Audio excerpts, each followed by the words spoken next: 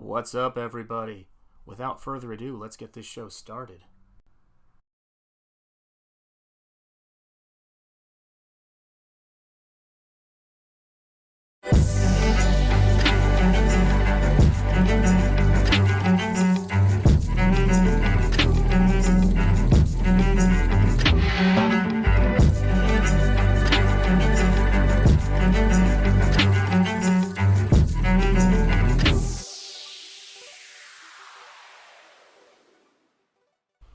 What is up, everybody? Welcome to SHANTH ENJETI Art. I am SHANTH ENJETI. I am apologizing in advance for this unannounced stream. The reason why we're doing it now is because this past Sunday was Easter, and I realized I haven't done an art stream, and I know that there's an obligation, there's a responsibility here to paint art and say hello. And speaking of people that I like to see and say hello to, there is Stephen Rockwood drawing Michael Bancroft's The Lucent Painted Death.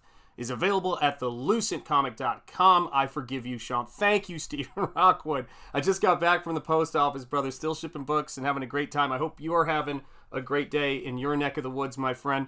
And yeah, man, it's been crazy. So we had some folks around Easter were under the weather, and I hope everyone had a wonderful and happy Easter.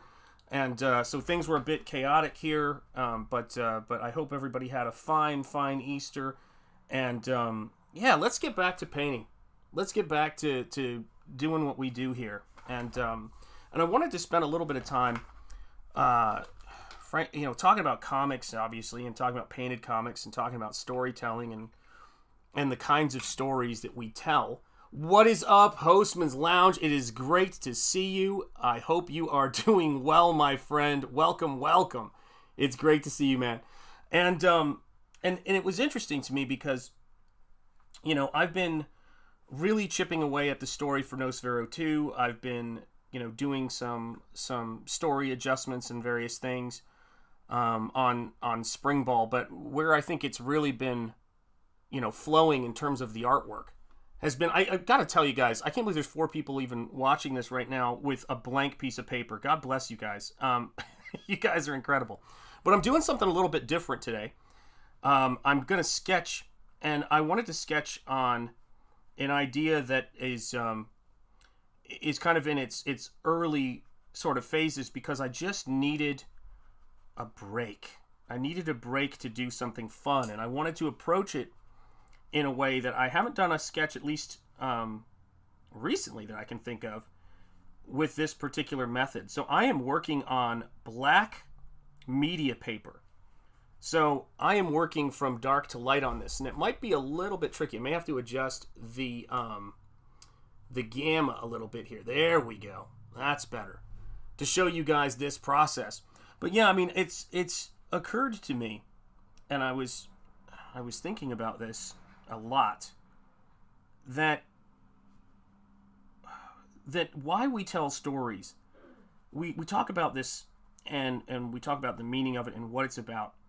But I think that there's something that I take a lot of a sense of responsibility in terms of doing this kind of stuff, which is the stories that people put into their heads, or the things that they put into their heads, are the things that you call upon when you're in, crisis, when you've got a lot of things going on, whether you're sick, or, we had food poisoning, or, disaster strikes, or any of that stuff.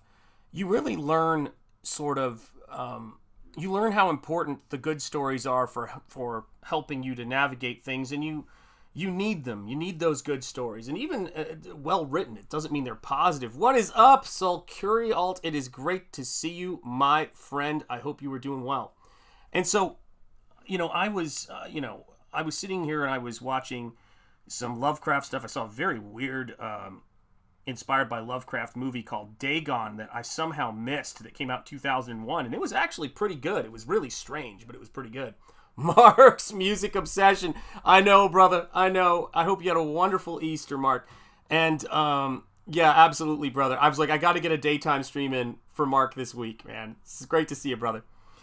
And And so I have, one of the comics that was a huge influence on me and the stuff that I do was, the indie black and white boom, and certainly Pacific Comics. So things like Rocketeer, but also things like Teenage Mutant Ninja Turtles.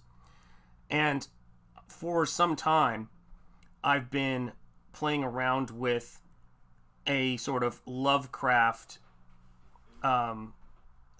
story that I kind of just came up with to make me, chuckle. And one of the main things about it was I was taking something, the place I worked at, and I was just making anagrams out of it.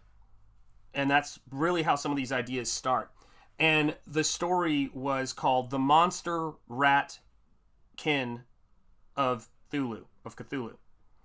And it was the Dunwich Horror meets Teenage Mutant Ninja Turtles. So it was like a, what's the word I'm looking for? It was like imagine a period piece, suburban New England, or I should say rural New England, not suburban New England, rural New England, covered bridges, very inspired by the actual location, though, because it wasn't a covered bridge of Sleepy Hollow. And, but the story has to come from, it has to have some kind of meaning. It has to have some kind of purpose. And, the thing with Nosfero, the thing with all of this stuff, what's up, Arrogant Ape? How are you doing, my friend?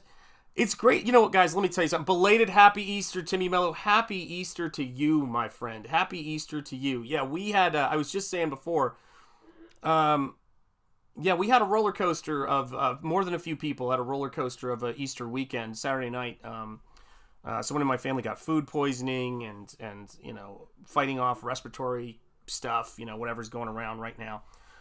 So it was a crazy one, but I hope you guys had a wonderful Easter and a blessed Easter, all of you. And again, that sort of speaks to it. But the message of Nosfero, and one of the things that easier said than done, but the message that I thought needed to be, or that is worth my time in terms of painting, and that's really what it is. What things are worth my time, right? And because you've got a finite amount of it. I believe that this notion, this idea that we have out there that that the difficult things that happen to us, the bad things that happen to us in life, are the things that define us, and you can never change. And that is ridiculous and a terrible way to approach things, and it leads to hopelessness and all of that stuff. So the idea of creating characters who face adversity with dignity, it's not downplayed, but they just, they have this attitude that reflects my experiences and my values. And experience is a big thing. Is that and funny enough, it's something that was really well covered in The Killing Joke, the Batman story, The Killing Joke. I'm sure you guys know this, Gotta say, Shanth, oh, wow, I really dug this book. Thank you. Wonderful love letter to Lovecraft and classic pulp, brilliant art, and hopeful and inspiring message. Thank you, Arrogant Ape. That is so wonderful to hear. And that is so kind of you to say. Thank you so much. I really do appreciate that. My hope with all of this stuff is that there is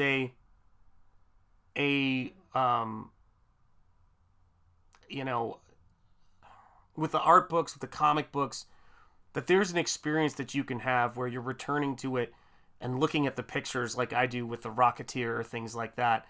And so it's beauty on a lot of levels with a simple but powerful reminder. And I think that's the thing I think about a lot. So that I really do appreciate that, Arrogant Ape. You've had my back since the beginning in terms of my work and the things that I do, and I appreciate it. Because guys, I can't do this without you guys. I can't do this without your support. Brushes, books, all of it. And I'm sure, as you know now, the print quality. And I started thinking about how we kind of learn a lot about ourselves from that adversity and from those things that we go through, and we don't want those things, you know. Like, you never want those things to happen. You don't want those things to knock on your door. It is terrifying. But it got to a point to where I was seeing such a so much promotion of the opposite of what my experiences and my choices have been. And I found that, you know, again, in terms of in the academic sense, but also in the pop cultural sense, I was surrounded by people asking me to validate an experience that is the easier experience to have and the one that takes no responsibility and no accountability for your actions. And I thought, why am I defending this? I do the opposite. And this is an insult to so many of the people I've met and so many of the choices that I've made. That what a terrible thing to put out into the world, that, you know, you can't overcome things, that you can't find more strength in yourself but only more weakness and only more hopelessness, and that it's all pointless. And I thought, this is a ridiculous thing, and particularly as a teacher, to tell. Comrade Sammy, it's great to see you. A ridiculous thing to tell young people. Hail to you, Mo Biggs. Hail Arrogant Ape as well. And yes, indeed, Mo Biggs is just saying hello to everybody, you know? And I thought, that's not something that I or anybody can really, no pun intended, draw from when we're in these difficult, you know, situations of art or culture, whatever's going on. And I think one of the things that this channel became unintentionally, but it's the same thing, guys, that my classroom became. You got to imagine, for what it's worth, that the college that I you know, began my teaching career at, and where I went to school, where I met my wife, is, you know, considered to be, you know, by many, you know, the Harvard of art schools. And it that is what it is. You know, take that with a grain of salt. You know, I mean, look, it is what it is. If people are gonna, you know, point to things and say, well, I drive this kind of car, I drive this kind of thing, who am I to not take, you know, any pride in getting in there and whatever else? But what was interesting to me when I was there, both as a student and as a teacher, was how much that message of what I'm doing here, what I'm doing in this space now, was both appreciated and at the same time very much devalued, because it's weird. There's a comfort in not being responsible for anything, but there's also a helplessness and a powerlessness in not taking responsibility for things. So it's very strange. And what I found when I was teaching, and I find when I'm doing my work, is that once people get acclimated to and shift their focus out of that other space, they actually feel a lot more empowered, a lot less anxious than when they're concerning themselves with the things that are beyond their control. And there's a lot of that, guys. I mean, this is the great thing about this space, is I've got so many people in this space who've had experience. We're older, you know. What are you painting here, Sean? It's just a Rorschach test, kind of. Wait, Steven, you're gonna love this, because I know your work, and I know, you know, you're a fellow artist and a fellow traveler here. As you know, with my stuff, it's going to emerge from the paper. You know, it's going to emerge from the paper, and it's already in my head. It's already, you know, it's already living in that space. But watch it emerge. It's how it always works, and this is very much how I think, you know, in terms of how my internal thought process works. And make sure you like and make sure you're subscribed if you haven't yet, and do make sure you share this out. Say, hey, Sean's painting nonsense and craziness, and if you need a break from the insanity, feel free to swing by. And if you need to bring insanity wherever you go, feel free to skip this one. we got enough in this crazy world. But it was interesting because I remember thinking that whatever's going on in the morning and the day, and I want to make sure, for those of you guys, I know a bunch of you probably just got tracking numbers, and a lot of you fantastic backers and supporters have got stuff coming to you. It was funny. I messaged Eric Weathers the other day because I wanted to send him some special stuff for lettering the book and working on the book. And he said to me, which was so funny, he goes, dude, 2 minutes ago, I was just thinking, I wonder if Shanth is sending my book soon, if it's coming up. And I had just gotten to his book. So I sent, a bunch of you guys who are channel members, have been channel members. I'm getting to some really cool stuff, and I'm getting more and more fired up. But here's the crazy thing. Whatever's going on in the world, I always feel better when I just start packing books. I love doing it. I have no interest in avoiding it. It's just because I'm meticulous, slow, and OCD. That's basically what it is. I pay so much attention to packing. I put way too many fragile stickers on it. I put way too much extra cardboard. If you watched Anna unbox it, she was like, there's a lot of cardboard in here. Trying to protect those books, you guys know. Paulus Arts, it is great to see you, my friend. How are you doing? I'm bringing insanity wherever I go. That reminds me of one of my favorite songs, Turn Up the Sun by Oasis. I carry madness everywhere I go. You know what I'm saying? And so, I was sitting around and I was watching some art and recharging, and my daughter, God bless her, got some horrendous food poisoning and was taking care of her, and Lauren's been trying to shake this freaking virus or cough thing. So it's it's one of those. And but what is so important during those times is that sort of positivity, that sort of, hey, we're going to get through the other side of this. And whether you do or not, it's always better to operate, I think, with that particular experience.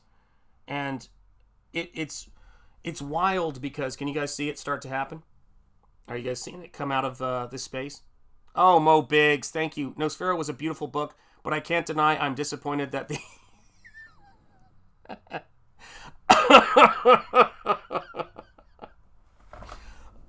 Why, Mo Biggs? Why? Oh, Mo. Whew. Bless you, Mo Biggs. I needed that. That is why I love streaming here. That is why I love streaming here. Yeah, something's happening. Yeah, wait till you see where this goes. This is crazy. This is going to be... And by the way, any concerns you have about it lacking in the aforementioned subject, you can always put that to rest with me. There is not... I was thinking about this today. The best thing about leaving the fine art world, academia, and the sort of tyranny of, acceptable whatever subjects. Funny enough, people in the name of freedom telling you what you get to paint and not paint. The best thing about that is I can paint a beautiful nude figure whenever the heck I want. Thank you, Stephen Rockwood. I can make it happen. And I tell you what, it's so important, man. I look out my window and I look over Sean's painting and it begins, and either way, thank you so much, man. I'm in for serious. We are too. We're getting a storm up here too. So we don't know how long this stream will last, for heaven's sake. But hopefully it'll last longer than some of them have with the Wi-Fi going out. But I was thinking about it and I went, there's going to be beautiful, female figures in my stuff. It's always going to be the case because once I got out of that space, I went, what the? Like, I have been censoring the stuff I paint for way too long, and I'm free now. And I think it takes a while for people to realize when they're finally free to do what they want, that they actually can, like, to do something with that. And it could be as simple as the freedom to change the channel, the freedom to go outside, the freedom to do all of that stuff. And, the freedom to put your time, money, and energy into the things that make you feel good about stuff and make you enjoy things. That's what it really comes down to, Oh, man, storm's coming. That's not good. Oh, my Lord. So here we go. So let me drop in. So this is what we're going to be painting today. This is what we're going to be doing. Imagine the round top mountains of Dunwich, where there are strange Stonehenge-like structures. Nobody knows what they're for. They're in, again, rural New England. Maybe it's Western Mass. Maybe it's upstate New York. We don't know. But it's the Northeast. And there is, as is frequently the case in my stories, there is a damsel in distress being sacrificed over a pit at the top of this structure. Do you guys see what I mean? What's up, Gen X Catholic? Happy Easter to you, my friend, belated, and absolutely right. He is risen, 100%. Yep, it's great to see you, brother. It's great to see you. Yeah, I see a storm coming. You do. And of course it's going to be a storm. And this was, I should say, one of the concepts for this story. And it was inspired by I've occasionally read a story that where, and I know this may sound odd, but it really takes something good to get me, where I was so engrossed in the story and freaked out by the twist at the ending that it was a lot. And so the two stories that really influenced the Lovecraft portion of this are The Thing on the Doorstep, which is terrifying, and the Dunwich Horror, which is just a favorite of mine. It's just a great Lovecraftian sort of story, and The Thing on the Doorstep brings in some of the aspects of the Shadow over Innsmouth, which was again the inspiration for the movie Dagon I just watched the other night. I just found out about it and watched it thanks to YouTube horror channels. And so here is a character there sitting on the edge of this pit who is performing a ritual. And I've been actually talking with people who paint and do this kind of stuff. Yeah, you're not late as usual. You're right on time, Gen X. It's great to see you, my friend. And this is an aspect of this for me, right? Is that I was talking to a friend of mine who's a fellow artist and a fellow painter and comic book illustrator. And I was talking about the great lessons of my mentor, one of my most important teachers, Brian Stelfreeze. And I was telling him about how it really is about, the core aspect of it is the details need to be understood and they will show up. But it's the way that the human eye processes lights and darks that allow you to see space. And I think you guys can probably see what I mean here, is that we're starting to put together the space by just lights and darks. So that if I want this to be, cobbled together with stone, I get to start roughing that stuff in.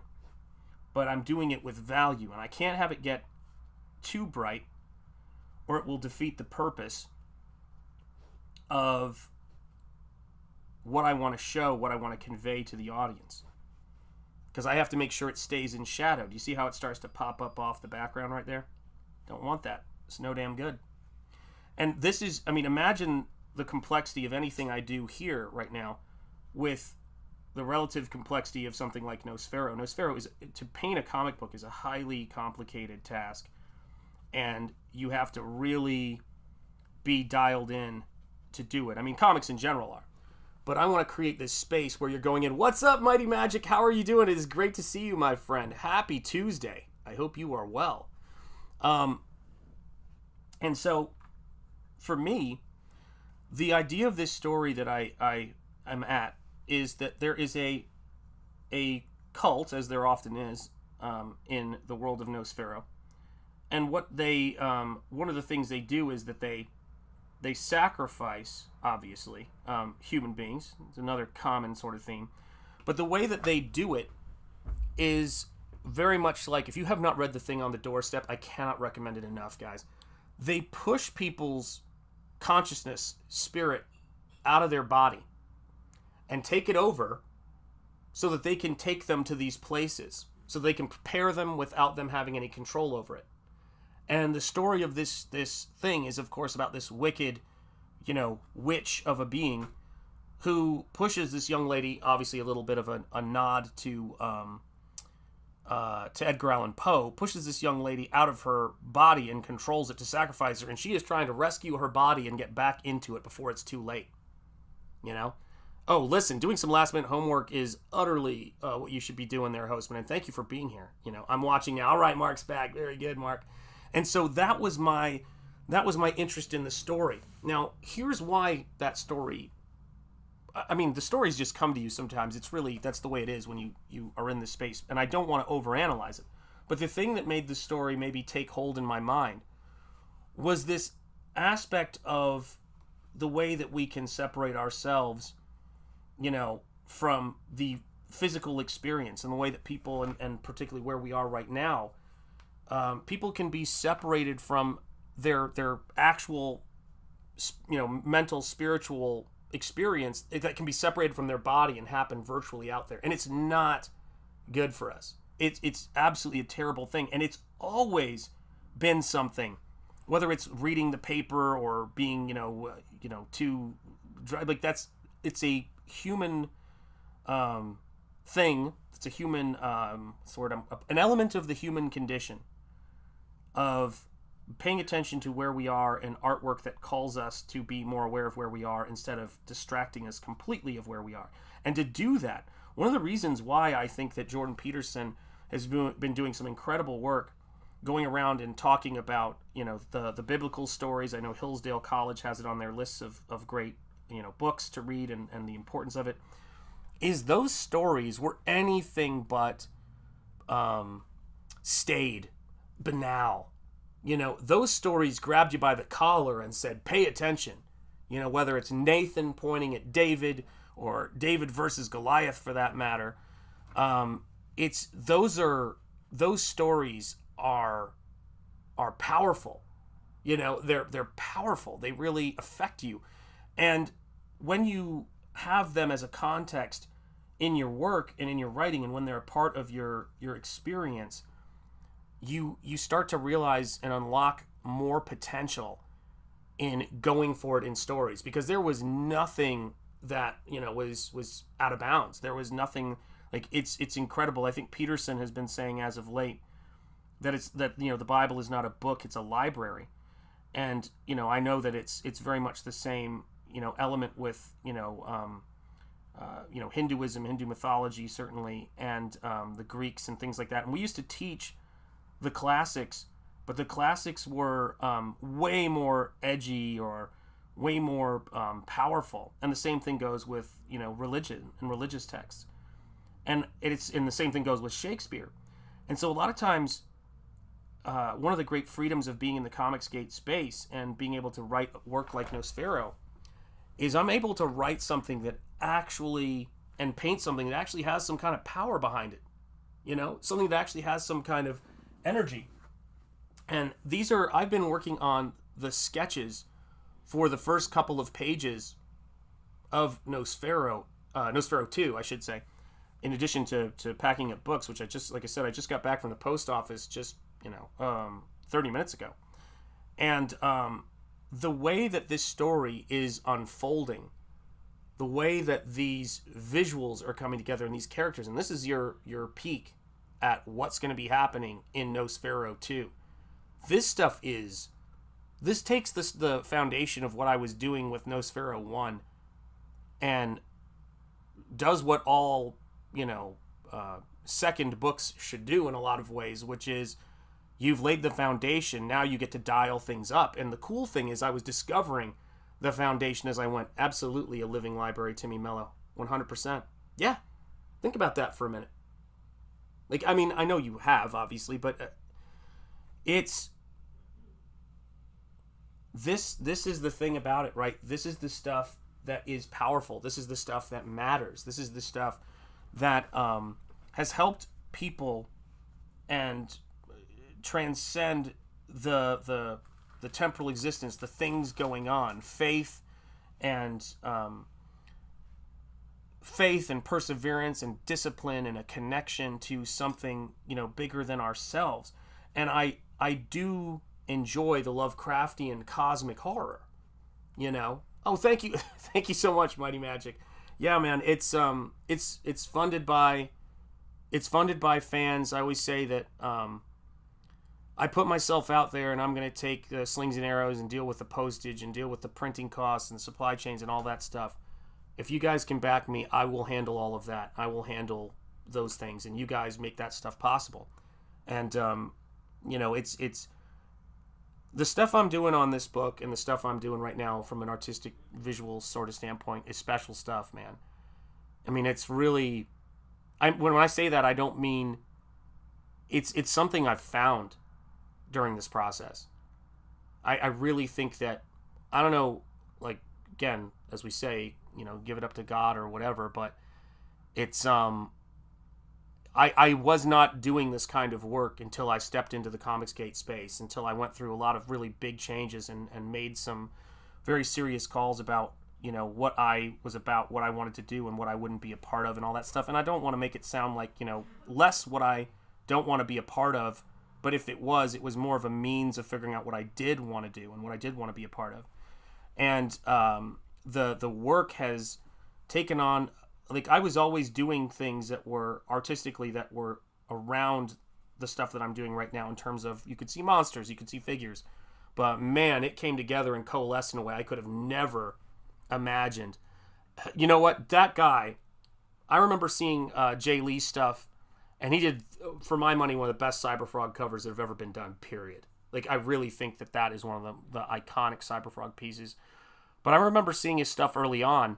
He was doing Wildcats and a bunch of other stuff, and it was beautiful stuff, but I had no idea how good that guy was, because you can't tell when you see young artists how good they're going to be, but that guy is a true master of his craft. I mean, that guy is, he's really done some incredible stuff, because I wasn't wild about his stuff at first, and I think it was funny enough, the stylistic elements of it, but once you could start to see him linking it to his increasing and stronger drawing ability, then it's like his play took on a whole nother dimension, a whole nother level. And that's the stuff that that's the stuff I love. You know, making people who tell stories, people who, you know, make comics and work in this space, it is one of the most complicated things you could ever, you know, undertake and do. It's because in the same way that cinema, I think, is in many ways more complicated, and, you know, animation is like there's comics, and the complexity of comics is how much weight is put on a few handful of creators, because you really can't have a lot of people work on comics and have it be any better. Animation, it's the herding of cats and the vision, and then the how methodical it is. And in film, it's the elements, it's the things you can't control, it's the actors, you know. And so that's, you know, there's so many different levels, but comics is way harder than single illustrations. It's way harder than all of that stuff. It's its own kind of animal. And so when you see people who, you know, bring any level to it, you know, that's the thing that makes it. I don't know why. I mean, I don't know why I love to do it so much. I really do. I've been making comics my entire life. I mean, when I was doing the story with I remember when I was just, you know, every time, you know, when things were chaotic in my life and I'd get a comic job and I'd go, and it was very fortunate, you know, people would reach out to me and go, dude, I loved Spring Ball, and, you know, I want to offer you a job doing, you know, a short story. I did a Flash Gordon short story with Len Wein. I mean, I've never been able to fully, comics is just too much a part of me. Like, it really is. Again, if you've got Nosfero, and you read the intro by my wife, my God, man, whatever I've been through in my life, it was worth living to know that I had somebody in my life who got me on such an amazing level and put it to words. I had no idea how that was going to go, you know? Yep. A whole nubber level. 100%. What's up, awesome one? It's great to see you, my friend. How you doing? And it's, you know, it was crazy, but she goes, the first thing I ever learned about my husband was he was a comic book artist. And he's had periods where he's, you know, tried to deny it. I mean, shoot, we have kids. We have financial responsibilities. We try sometimes to do, and I don't regret it at all. You try to do the responsible things, and you think, can I really do this? Can I really put myself in this place? And you guys know, You guys know how expensive and high risk this stuff is for anybody to go out and do.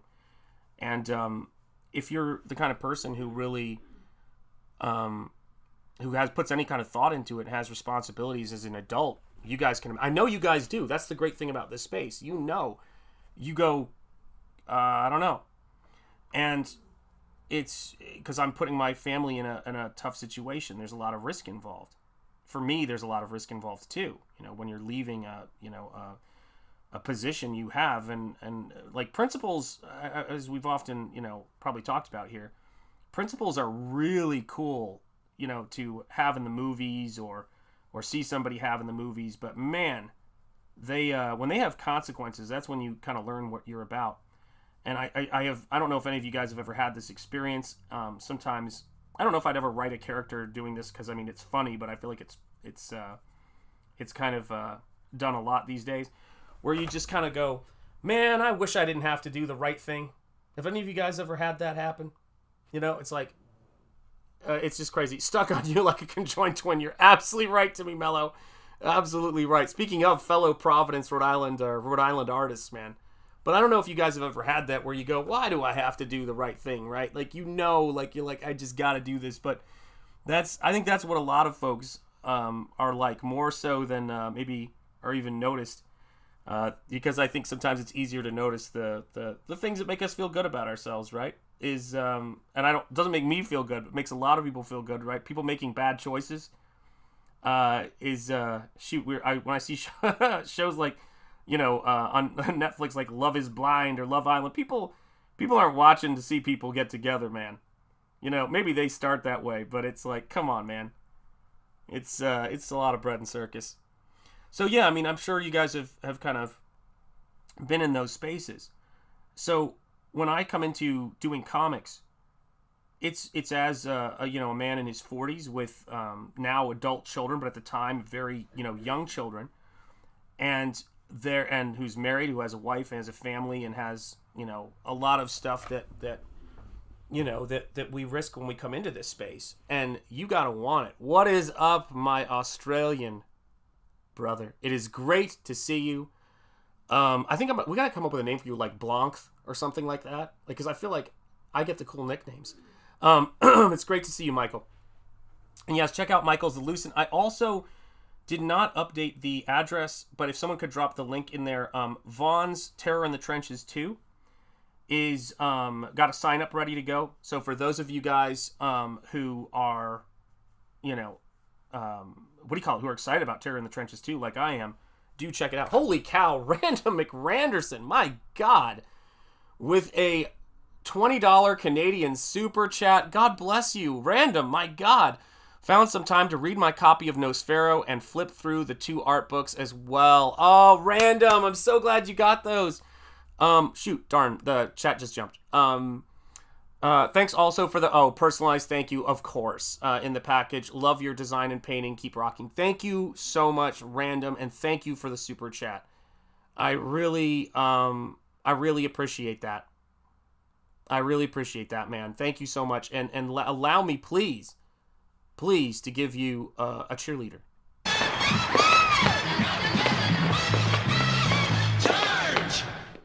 God bless you, Random. Thank you so much, and thank you for backing it at that level, man. I mean, I'm sure you know now, having looked at the book and read the book and looked at the art books, that one of the paintings that ended up in the intro for the book, my wife's intro, which is the kind of the King Kong hand holding the sort of jungle woman and the giant baby gorilla, was inspired by my wife. And it's one of my favorite paintings I've ever done, because it's got the kind of sentimentality, and then at the same time, again, as I like to say, the lurid grandeur, the pulpiness of this stuff. And I'm so glad that you have all that stuff. I sent off a bunch of those today. Those boxes are tough to build.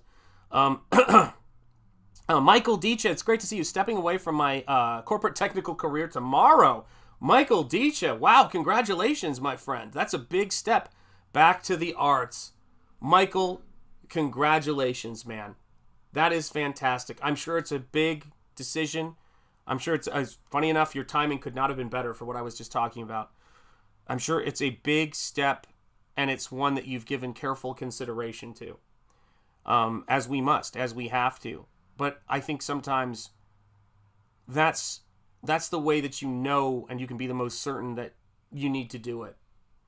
You know, I don't know if we can know we need to do something unless it's we get to this point to where we go, I need to do this, and to live, to do what I do, and that is wonderful. Congratulations, brother. That's great, man. We'd be living the purge 24/7. You're absolutely right. Excuse me. And yes, indeed. And by the way, do subscribe. Put the link to your channel, Stephen Rockwood Drawing. Absolutely right, man. Congrats, Michael, from Timmy Mello. Good luck on the new chapter in your path in life. Absolutely. Terror in the Trenches too. Stephen Rockwood is a champion right there. That is the sign up. Please sign up, man. That is great. Hey again. Hey, Comrade Sammy. I am not going to answer and calls until this is over. There you go. Second Chance campaign. Yes, my plan is to launch the Second Chance campaign. I'm looking at May right now because I'm far enough along into fulfillment, and I've also got a rhythm going with it. At first, I had to buy a table, rearrange my studio. I'd never used these kinds of shipping packages before, but this may sound like I have a small house, and I won't say very small house. I've been to India, but we do not have a large home, and enough is as good as a feast, but we don't have a large home, and the place I'm in, I'm trying not to take up the space with the books. So this whole room is filled with stuff. And I know this is going to sound crazy, but a big aspect of what I started doing to help me was I bought myself a wooden large card table so I could have a staging area. And I was doing it with the staging area being a small sofa in my office, my desk where I paint. Like, I was using everything for everything. Still trying to live stream, still trying to write, which I have to do. Because again, guys, as I was just saying, I need to make artwork. I need to do it every single day.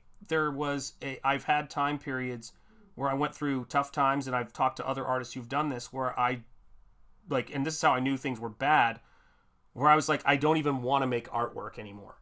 You know what I mean? Everybody's going to go through stuff like that. I always tell people what is that expression? When you're going through hell, as Winston Churchill said, keep going. Yeah, get out of it, go through it. But I've had those moments, and so that's a huge part of oh my gosh, Nomad Damon dropping a super sticker. My goodness, my friend, of a flying something. It's not going to show up on this, but thank you so much for the $10. It's a pear character flying in the air with a red cape and a smile on its face. I love the descriptor. It's wonderful. Thank you, Nomad. And let me send a cheerleader your way, my friend. Thank you.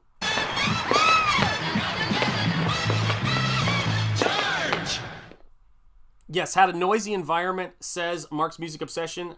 Did you say end of May? Yes. My plan is I'm going to put up the sign-up page hopefully in the next week. And then the plan is to launch it around May. So maybe end of May is what I'm thinking. So we'll see. And because I got to build out that campaign and while shipping and while doing all this stuff. But yeah, because we want to make that happen. We want to make that, because since we've closed the campaign, outside of super chats and channel memberships and commissions, there is nothing coming in. That's the difficult thing about what we do, right? And this was always going to be a very front-loaded, difficult situation, because I didn't want to just re-release my art books. I wanted to start a story. I want to start telling comic stories. And painted comics take a lot to make. You have to drop everything to do it. Son of Liberty Radio, I'm driving. Entertain me. I can do that, my friend. And welcome. I hope you're having a wonderful Tuesday. God bless you, and it's great to see you.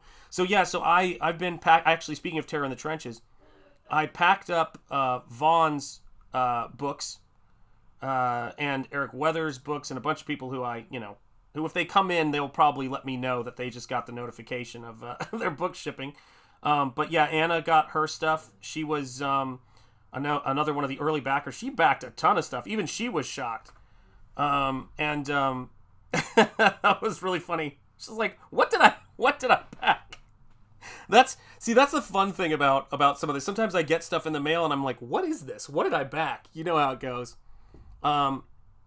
It does look like a teal pear. Yes, it does. Yeah, that's what it is. They describe it very well.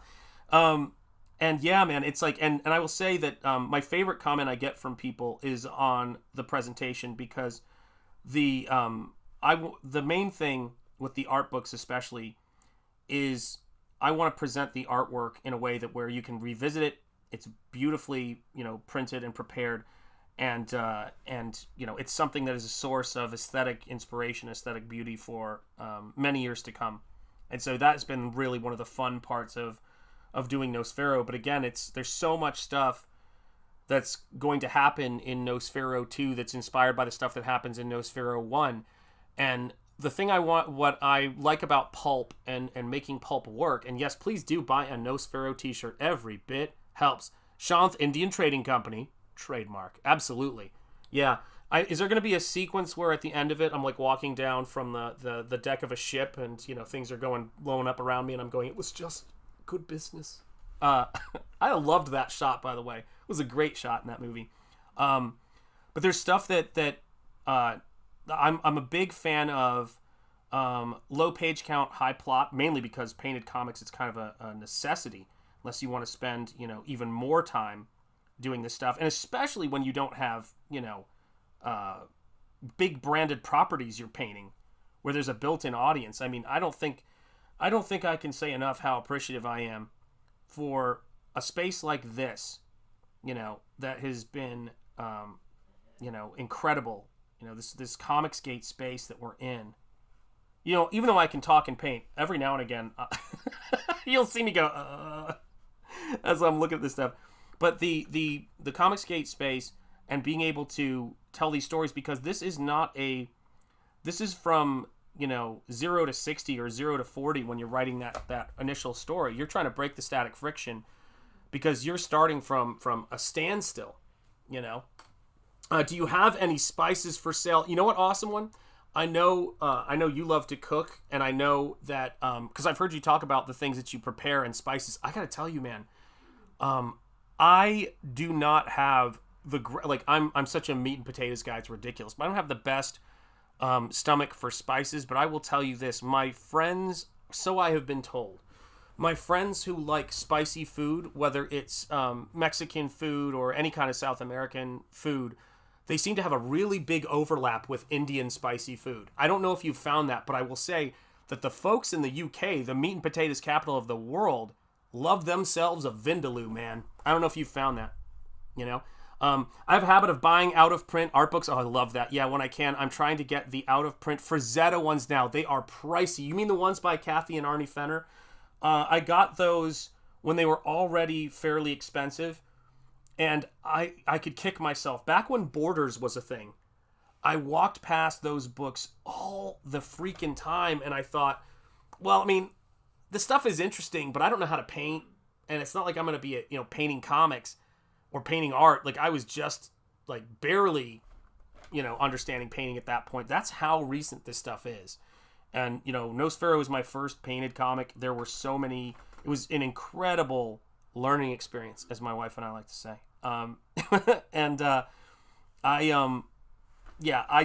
It was something else. And then, of course, my studio mate, who was a massive Fretta fan, just kept showing me his stuff, and I fell in love with one of his books that was done for, I think, Kitchen Sink Press, and it's called The Pillow Book, and it's just little watercolors. And since I was doing watercolor and gouache stuff, by the way, can you guys see this thing coming together? Because I was doing watercolor and gouache stuff, it was more accessible to me, and it was my gateway into Fretta. And then once I started playing around with more opaque painting and acrylics, I just went, oh my God, how have I not seen this before? Like right now, as I'm working, I'm painting with, for my money, the best recent Fretta book. And I hate to say this, but I really hate to say this, but it's something to be aware of with Nosfero.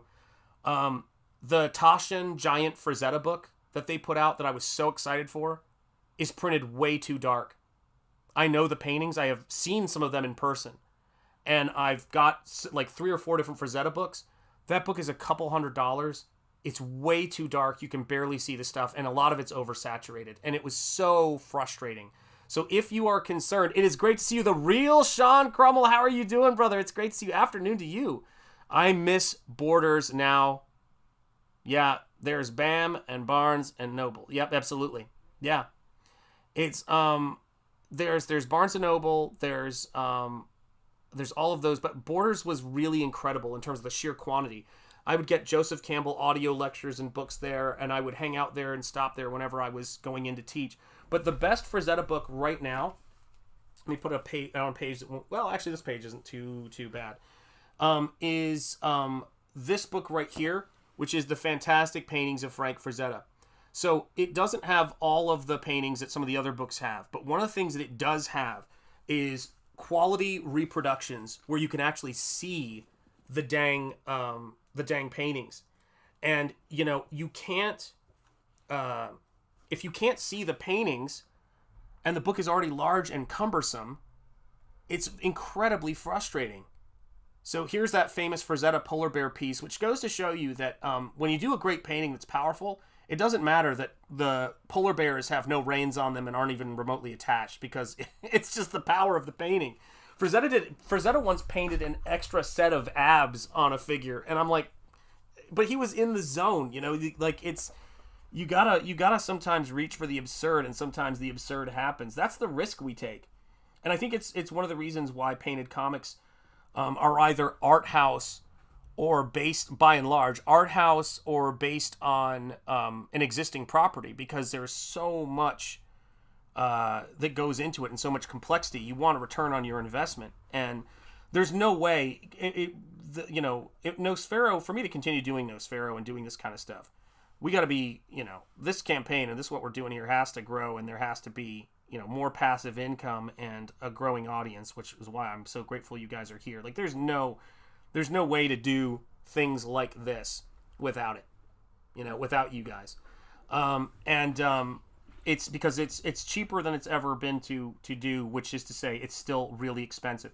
And I will say too that there's no doubt in my mind that at some point that's going to involve, you know, a publisher. It's going to have to. Someone is going to have to be, you know, getting these books out to a bigger audience too. And I think that's something that, if it's meant to happen, if it's meant to go there, it's going to go there. You know, that's where it goes. I mean, that's kind of the natural evolution of this stuff. I just want to make sure that while I'm doing this stuff and I'm laying the groundwork for it, I'm not making any compromises, you know, on the story and the stuff I want to tell. And so that when people, you know, when I do have people interested in it and saying I want to publish this, I have my non-negotiables, man. You know, and it's like this is a book that is very different than what is currently in vogue. It's pulp. It's a book that appeals to a lot of different people. But it's a gothic romance. It's got sexy, demure damsels in distress. It has got, you know, strong, male, powerful characters who have faith and discipline. And it's got all of these different things that you can't, you aren't going to see in a cynical publishing house. And when they come back in vogue, that'll be the thing. But it's got to happen here. You know, oh my gosh, Brent Mackey, my friend, let me tell you something. If you have any desire in you to paint at all, because I'm currently learning how to play the violin, or teaching myself a little bit now. Oh, is there some lag? I'm sorry about that. Sorry about the lag. But it's like, yeah, I always say, if you want to learn how to paint, do think about picking up a set of Pelican Pan opaque watercolors on Amazon, and then a tube of white gouache. And I want to post this for you. I know this is maybe a break in the stream here, but I think this stuff is important because these are not expensive, comparatively speaking, to paints. They are pan watercolors like what you see in school, but they have a lot of opacifier in them, which means that they coat, so you can use them like watercolors. But you can also use them more thick, so you can paint over with white. That's what you're seeing me do right now. And let me just grab this for you here. Come on. Where is it? Oh, that didn't work. Okay. So we'll try... see if this works. There we go. Okay, so let me post this in the chat here. There we go. and it's a great medium to sketch with. See, only a fool like myself is like, here's a link away from my stream, but I love this stuff too much, you know. But it's for those of you guys who are interested in painting and exploring painting, getting some Strathmore mixed media paper, which is, you know, it's a little pricey, but it's like, if you think about it as and also the toned sketchbooks are great, which is what I also use, and something like that. It's a great place to explore painting, you know, to explore sketching with paint, and, you know, always welcome to paint along with me, guys. I mean, I'm not Bob Ross. Bob really knew how to break things down, by God. I mean, that guy was something else. But it's and again, and if you love painting and you need painting in your life, guys, make sure you are subscribed to this YouTube channel. Make sure you are ready to back the Second Chance Nosfero campaign, which is going to be happening in May, I think is what I have scheduled right now. Yeah, make sure you're ready to rock, because that's the kind of thing to where I think if you need paintings in your life and you need art in your life, do it, get it, reward yourself with it, you know. And I think that there's something about traditional work when you guys can actually feel the hand of the artist when you get the paper and you get the book in your hand, that is unique. I mean, it is for me, and I like all kinds of different art. You know, I like stuff that's, and plus I have to know digital to scan and use InDesign and all of that stuff. But for those of you guys who haven't got it, there will be an opportunity to get it. But this is what the book looks like. This is what Nosfero the Crypt Walker looks like. This is what you get in your hands. Glossy cover, glossy stock, and it's just, you know, again, you know, it's fully painted, you know, pulp action adventure. That's really what it is. And it's sexy, and it's, you know, fun, it's dramatic, it's all of those things. You know, it's all of those things. That's what we're working on. That's what we're doing here. You know, that's the joy of it. Oh, is it me or is it really glitching? I don't know. Yeah, I'm not sure. Is anybody else having trouble with the internet or the Wi-Fi? Yeah. Hey, Shanth in chat, just wondering, when will the Canadian backers be shipped? So the first batch have been shipped. Let me just see. Hold on a second. The first half. It's totally understandable if you haven't gotten yours yet, because I did up to a certain number because I'm trying to match them with the American orders. Hang on a second, and then I've got the international orders. Shoot, I thought I had the sheet here. Yeah, we're at about halfway on those. So, shoot. Just started an avalanche here, but sorry, I don't have the sheet where I can. It's so weird. I thought I had it here. I don't want to dox anybody either. But I think I'm in the I got just up to the 300s on it. But we'll see. We'll see. Yeah. Shanth is Lawnmower Man tuning in from the early 1990s. You're absolutely right, Jordan Hurst. I'm Canadian and I got mine. I don't think they're doing it separately. We're kind of doing it separately, but it is where you fall on the list. Like, in the sense of, I'll put it this way. The Canadian backers, up to a certain number, got their books before the American backers did, because we were, as I think Anna was saying, we wanted to test out customs. The very first Canadian backer, and also I think was the first Canadian backer to get his book, was Stephen Rockwood. Me as well. There you go. So Stephen Rockwood did, and we're testing it. Oh, cool. I thought, no, yeah, it's well, the rest of Europe is because, not Canada though. The rest of Europe is because we gotta figure out for me, the secure packing thing is, just want to see where you were, Jordan, and I'm annoyed. Oh, wait, hold on a second. Here's this stuff. Hold on. Nope. Shoot. Man, I've shipped a lot of these. Dang. I know it may not feel that way. I only look like I'm moving in slow motion. But yeah, I have it somewhere. And I have it somewhere. It'll be coming soon, because I'm about to do some more Canadian ones, because I finally got up to the same matching number with American books. But it's coming, Jordan. Don't you worry, man. And I cannot wait for you to get it, dude. Yeah, you do. Let me tell you something. Yeah, do I have to see it again? I'm sorry. The Second Chance campaign is coming soon, Mark. You better believe it, Stephen Rockwood. You better believe it. You better believe it, man. Yeah, it's yeah, don't worry. Yeah, it's yours is coming. Yeah, there's we've gotten into much more of I love how I talk about that I have some massive team working with me. It's just me. Like my wife, God bless her, my long-suffering wife. What? She said, excuse you. Aw, my wife is so sick. She's like, excuse you, from the other room because she's, printing the labels out and putting them on the boxes for me. Poor thing. And, but yeah, I mean, it is, as you see, for people who get the box, your box has got on the outside of it when it's sealed so she can know which box it is.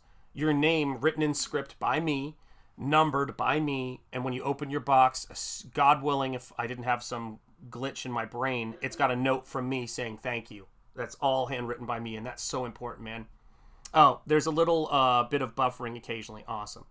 Yeah, well, maybe I'll give a shout out to the kids in a bit. I turned it down 720p to minimize. Understood. Here's the great thing about these, the software I use with Ecamm, which you guys are probably seeing, and I'm not selling Ecamm to anybody here, but it's great for artists in this sense, is that Ecamm is, it saves the video on the hard drive of your computer so that when the stream is done, even if it glitched during the stream, it uploads it without those glitches.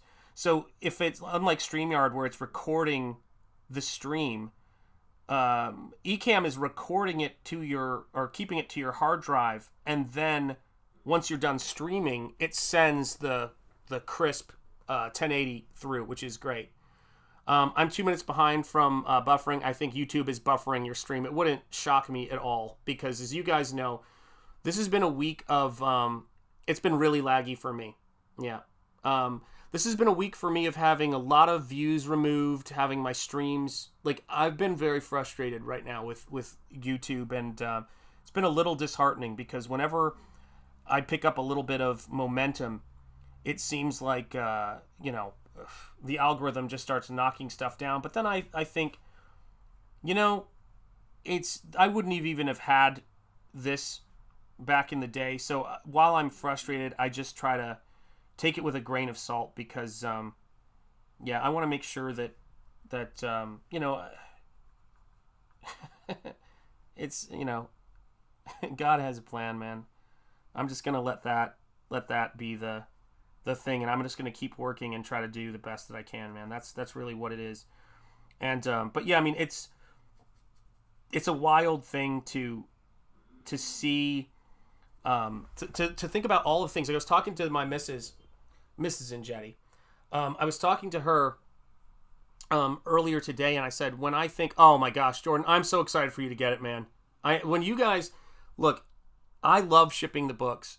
And I love, because it's the one thing I can do.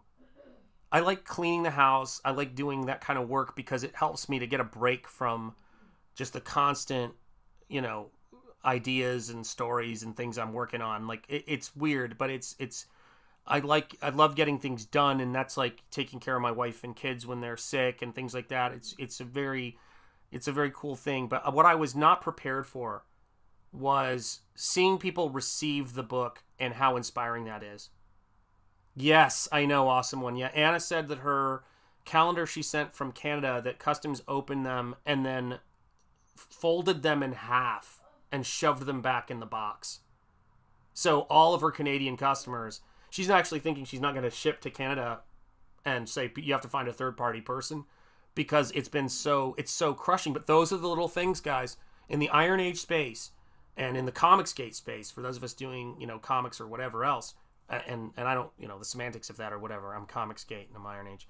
But the thing about it is those are all the things that we're working against, and we've got to do it with a smile. We've got to do it to the best we can. We got to do it with a smile. We got to work hard. And every now and again, we're going to get annoyed. I've seen, and I'm totally fine. I'm guilty of that myself. And sorry, perfection isn't always going to be the thing yet. SHANTH, yeah, that's right. Much love, guys. Yeah, it's a very secure box too. Stephen Rockwood knows. What's up, Past Master Dan? Great job on those likes. Yeah, thank you guys. I really appreciate you guys. You're killing it. Yeah, I mean, and when Anna was opening her package that I sent her, she was like, man, there's a lot of cardboard in here. Man, this thing is packed like crazy. And yeah, that is by design. I am so. Oh wait, hang on. Is this it? Yes, I just found the Canada list. I don't want to dox anybody, but I just saw it. 7, 3, 2, 1. Jordan, you are the next batch I do. You are number 2. So you are. There's not a ton of them, so that's wild. But you are. Yes, you are the second one in the next batch. And when I do the next batch, I'm gonna finish it out. So it's gonna be the whole rest of it. I just wanted to at least get the American orders caught up. I've got your number right here, Jordan. So yeah, I got you, brother. I got you. Yes, Nosfero the Crypt Walker, guys. There's the shirts. Every bit helps. The buffering is really getting bad now. It may be because of an impending storms. I think you might be right. Mrs. Enjetti? Okay, that's great. I just was saying if you could text them. Okay. Let me see here. All right, guys. So yeah, I mean, we've got big storms coming in. Oh, and I didn't know if I told you this, but we had one of our cell phone towers. We've been having really bad winds here. One of our cell phone towers got blown over and knocked out. So we have bad cell service here. We have had dodgy Wi-Fi. It's been crazy. Yeah. I do upload to Rumble. Yes, I do, Jordan. I upload to my stuff to Rumble. It's all backed up there because, yeah, 100%. Yeah. Hail Crenshaw, how are you doing? Hail all. I'll get a handwritten note from Shanth. I hope all the I's are dotted with little hearts. Well, actually, there's 3 exclamation points when I say thank you. So it's yeah, it's a little bit dorky and nerdy, but that's what it is. Yeah, thank you, brother. Yes, I do. I back my stuff up everywhere because I've seen the antics. Yeah, I've seen the antics, and yeah, to me, I'm sorry about the buffering, man. It's it could be because we're getting a storm. You know what's so funny is, and speaking back to what we've been talking about, is that the most difficult aspect of this is you can't be so you want to find the right time to do things, but if you wait too long, you'll never do it. So many people who are natural introverts, like so many artists, find themselves not streaming anymore because they just go, or not streaming at all because they think, oh man, like then there's a storm coming and then I'm a little bit sick, or, you know, I've got to make sure I make the, you know, the perfect thumbnail, you know, or I've got to make sure that the members, if you're a channel member, you've got your name in the credits. So that's a big part of it for us, you know. That's right, man. Past Master Dan knows. Yeah, they're going to be flaming hearts, you know. Oh my gosh. Well, you know what? I didn't, Jordan Horst says Canadian customs are the worst. They extort Canadians out of extra money and fees.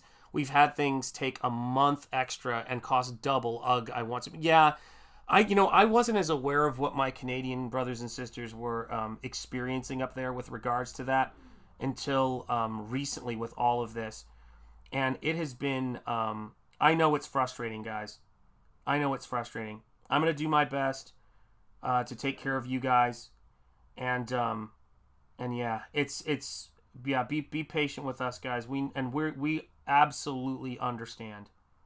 We absolutely understand how frustrating it is, because you guys, much like our folks in Australia, much like our folks everywhere, you know, you guys are such an important part of this thing. You know, this is a global thing, a global phenomenon, what we're doing.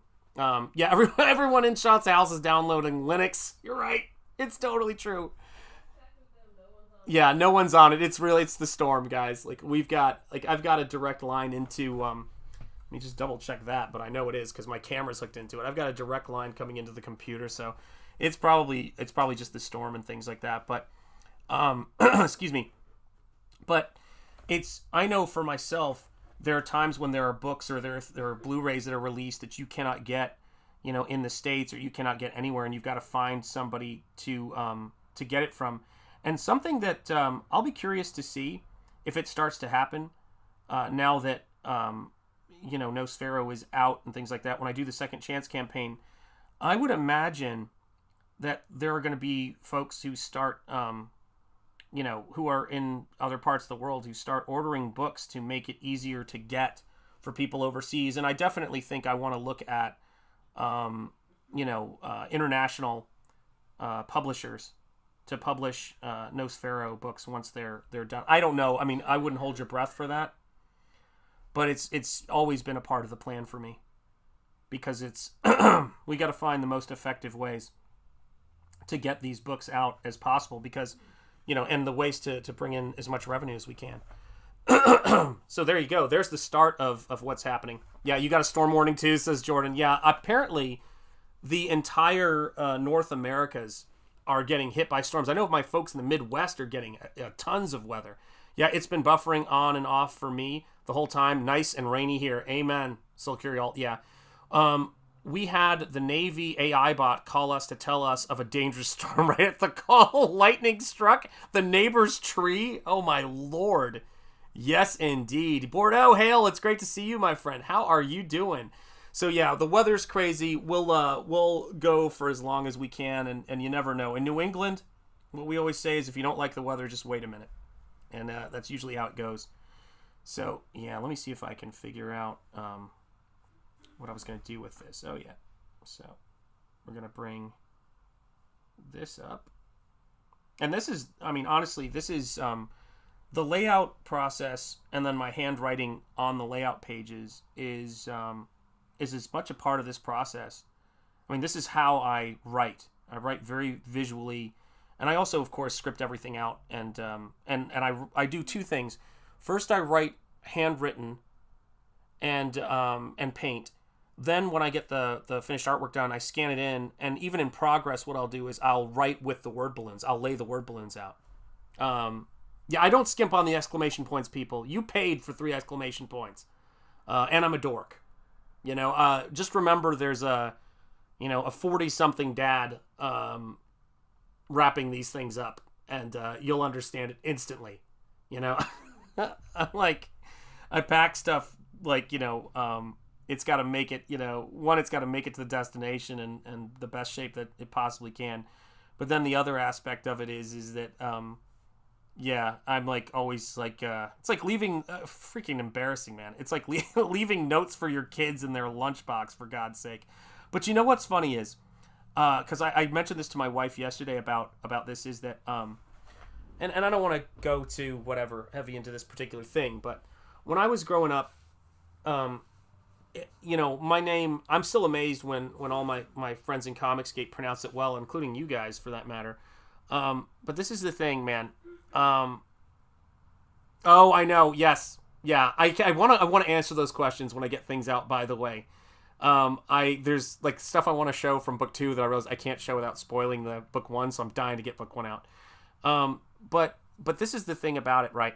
When I met Todd McFarlane, and it was such a random McGranderson perhaps moment, random. But I saw him and he said, "What's your name, bud?" And I said, "My name is Shanth," and I went to spell it. And Todd started writing my name on my Hulk versus Wolverine poster, and I went, "Oh my God, he's gonna misspell it." Like I drove down to Atlanta from Chattanooga, and I'm like, and now this poster is gonna have my name on it wrong. And he spun it around, and it was spelled correctly. The chances of that, to me, are 1 in a million. But there was this aspect of being an American kid who was, having that question sometimes when I was coming up. And again, it's such a tired thing right now. I don't even care to talk about it. But to have somebody who was so successful in this very American art form, and this American art form that a lot of immigrants, a lot of people from all over the world, and a lot of people, working class folks, have built and made to define a lot of our values, a lot of Western values. It felt like, and he was drawing Spider-Man, one of the most American characters, and he was famous for this and everything like that. To have him write my name was important. It for some reason, like it hit me really intensely, and it's weird to me, like how that affected me. Like I was like, it felt like someone was welcoming me into this American art form. I never forgot it.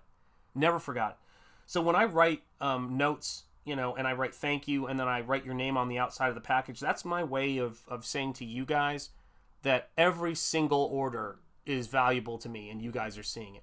It'd be valuable to me if I wasn't doing that, but for this first book in particular, that's what it is. Like that I put the tape on it. Like that was me. I put those fragile stickers on it. That was me. Everything.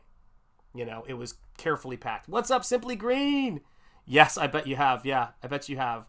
To me, Mellow, same. Let me see here. I'm in a family of extroverts. I'm probably the only overt introvert. Laugh out loud. Yes, I know exactly what you mean. Jordan Hurst, random Grandson. It seems completely random to me. I order lots of stuff and always different, and the math makes no sense. I know, right, with the shipping. Yeah, the sales tax. Yeah. To anyone who doesn't have it yet, oh, thank you so much, Stephen Rockwood. Yeah, I want to talk about the story so much. Oh my gosh, Timmy Mello, Rutrow, tornado warnings and thunderstorms all around here. Timmy, be careful, brother. Be safe, my God. Jordan Horst, it depends on the type of shipping they choose. Sometimes they do the tax processing. They charge you extra service. USPS usually has no extra fees or $5 US dollars. Yeah, it's crazy, guys. It's absolutely nuts. Yeah, this stuff, I mean, to weather, no pun intended with, and Timmy Mello, stay safe, my friend. But to weather the craziness of the shipping, and then just, you know, art supplies and work and trying to have an imagination while people are, just trying to like do everything they can to stop folks in Comicsgate from having a place to sell their wares or reach an audience. You know, it's a lot to take in, and I know you guys, thank God, you know, but I know you guys appreciate that, and you know what we're up against, because if we were a healthy, and I really do mean psychologically healthy, you know, industry of publishing and art, you would do something of the quality that we're doing, and publishers would go, heck, I'll take a chance on that. You've already done all the risk. You've already done all the work. But, you know, simple things like going to conventions and stuff like that and promoting our stuff, or having our videos not get throttled and all of that stuff. Like we are definitely swimming against the current, you know, upstream. There's no getting around it, man. Stephen Rockwood, you got to go, brother. Seriously, from the bottom of my heart, Stephen, thank you so much for your support and your continued enthusiasm, man. Granted, I have a very interesting spectrum-like memory, but I don't forget all of the support, man. So have a wonderful day. Thank you. Stay safe, brother. Much love. Past Master Dan agrees, man. Right on, Past Master Dan. And same to you, man. You can look into customs clearing yourself. If the extra cost is too much, you have the time and patience to do it yourself. Yeah, exactly. And that's the biggest obstacle I have. And one of the things that that money affords you, and we're not in that place where we've got that particular resource, is the ability to get people to help. Because when I stop doing one thing, the other things, or when I start doing one thing, the other things stop. So when I'm taking driving to the post office or whatever, I'm not painting or I'm not streaming. When I'm packing up boxes, obviously I don't want to, put everybody's address online. I can't stream and I can't paint. So doing all of these things in bursts and keeping the plate spinning is massive. And I think that's why, I appreciate so much, what so many of the bigger channels in CG are doing when they promote folks, because you don't have to promote anybody, but I need that help, man. That help is important, because what I'm doing is it's a lot for one person to do. And I remember just even from the start of Bancroft and launching the first book to Ethan, closing out book one, you guys know full well that it's that has a huge impact on creators and what they can do. And nobody is, again, I can't overstate this, nobody is obligated to do anything. But it's fucking hell, it's appreciated. And that's why I try to do what I do for folks too. And it's because I know every bit helps. And so when you guys share the stream out, when you guys send super chats, what that stuff leads to is this. It leads to me being able to buy brushes, and it's the way I would put it is, and I don't know if it says on here, I'd look, but each one of these brushes is, I think, $6 or $7. So that's how much money is right there. So every bit helps. The boards I paint on, I use a lot of materials, and these materials are not renewable. So it's not like I'm making files. Like when I make the InDesign stuff is, thank God. But when I paint, I use up paper. When I sketch, I use up paper. When I stream, it costs money to, keep all these subscriptions so I can stream out, pay YouTube. So all of this stuff, all this overhead is the promotional work that we have to do at the same time, and down to the packaging. Paying attention to the details and wanting it to be a great experience when you get it is huge. Random McGranderson says, Shanth Enjeti art, I also have an atypical, hard to spell name. I feel the pain. I know you do. And it's why when you write out people's names and you try your best to pay attention to the spelling, God help me. I think it's nice. I think because it's your copy of the book. It's your package I'm sending in the mail. And I love that aspect of comics. I always have. Everybody knows that. Like, you could have a copy of a comic that you remember getting when you were a kid, and maybe you have a mint copy of it somewhere stored away if you're that kind of collector. But you might have a ratty copy that was your copy that you got at the comic shop when you were a kid that's ratty. I have so many copies of the softcover original Rocketeer. I have so many copies of the Peter David, Todd McFarlane, Hulk Ground Zero trade paperback. I mean, it's like I can't get rid of them. They're big that way. I love that stuff. When you love comics and you love the art form, and I like the art form even more than I love comics, because in the sense of I got to a certain point to where and it's just like it for some people, where I really like to make comics. I don't know how to describe it. It doesn't make sense to anyone else who's not into it. But I love to make comics because it's so much work. You talk to a storyboard artist or a concept artist, and they're like, "You get paid what to do that? Why don't you just do something else?" And what I would say, what my argument to that would be, is that this is not storyboarding. This is not making movies. This is not single illustrations. Comics are their own art form. They really are their own art form. And I love movies a lot, but movies don't do what comics do. And they and even especially things like painted comics, you're not like, people try to make movies that feel like paintings, or they try to make movies that feel like comics. It can't be done, because if they could, there'd be no need for the separate art form. And in Europe, you guys probably know this, in the world of bande dessinée, they refer to comics as the ninth art. They really view it as its own artwork, and you can see it in the way they support the media. So yeah, I mean, look at, like, we're making, this is a world being revealed right in front of you. Yeah. Afford to paint an Escher dungeon scene. That's right. Random McGranderson says, Shanth Enjeti art, I meant the customer can clear customs. Oh, I got it. Can clear customs themselves. You can't do it for them. Got you. Yeah, I've been thinking about that, and I would agree. Yep. But it's that's one of the reasons why I was thinking about this, just in terms of, I know I say this a lot, but I was thinking about Bob Ross the other day. And I think about Bob Ross a lot because I paint and talk on stream, and it never dawned on me that would even be a possibility when I was a kid watching Bob Ross on PBS. And I started thinking about that the thing that people probably, it's hard to imagine, is Bob Ross having a life outside of that screen, and Bob Ross, having the same, difficulties that people have, the same things, and being, this very kind and genuine person. Everyone who knew him said this is the way Bob was. He was just a generous, kind, and genuine, person. And that, if that was easy to do, you would see that everywhere. But I think it's important for folks to understand that it wasn't because Bob Ross's life was any easier than anybody else's. It was difficult. He had stuff going on. He lost his wife before the series wrapped up, He had a lot of things going on. He had a life before he was painting. And the myth that it's that it was just all, rainbows and unicorns for him is ridiculous. It wasn't. And that's how it is, Yeah, black gouache on blackboard. Never try. Oh, random. You'll love it. You'll absolutely love it. How does that take care of the import?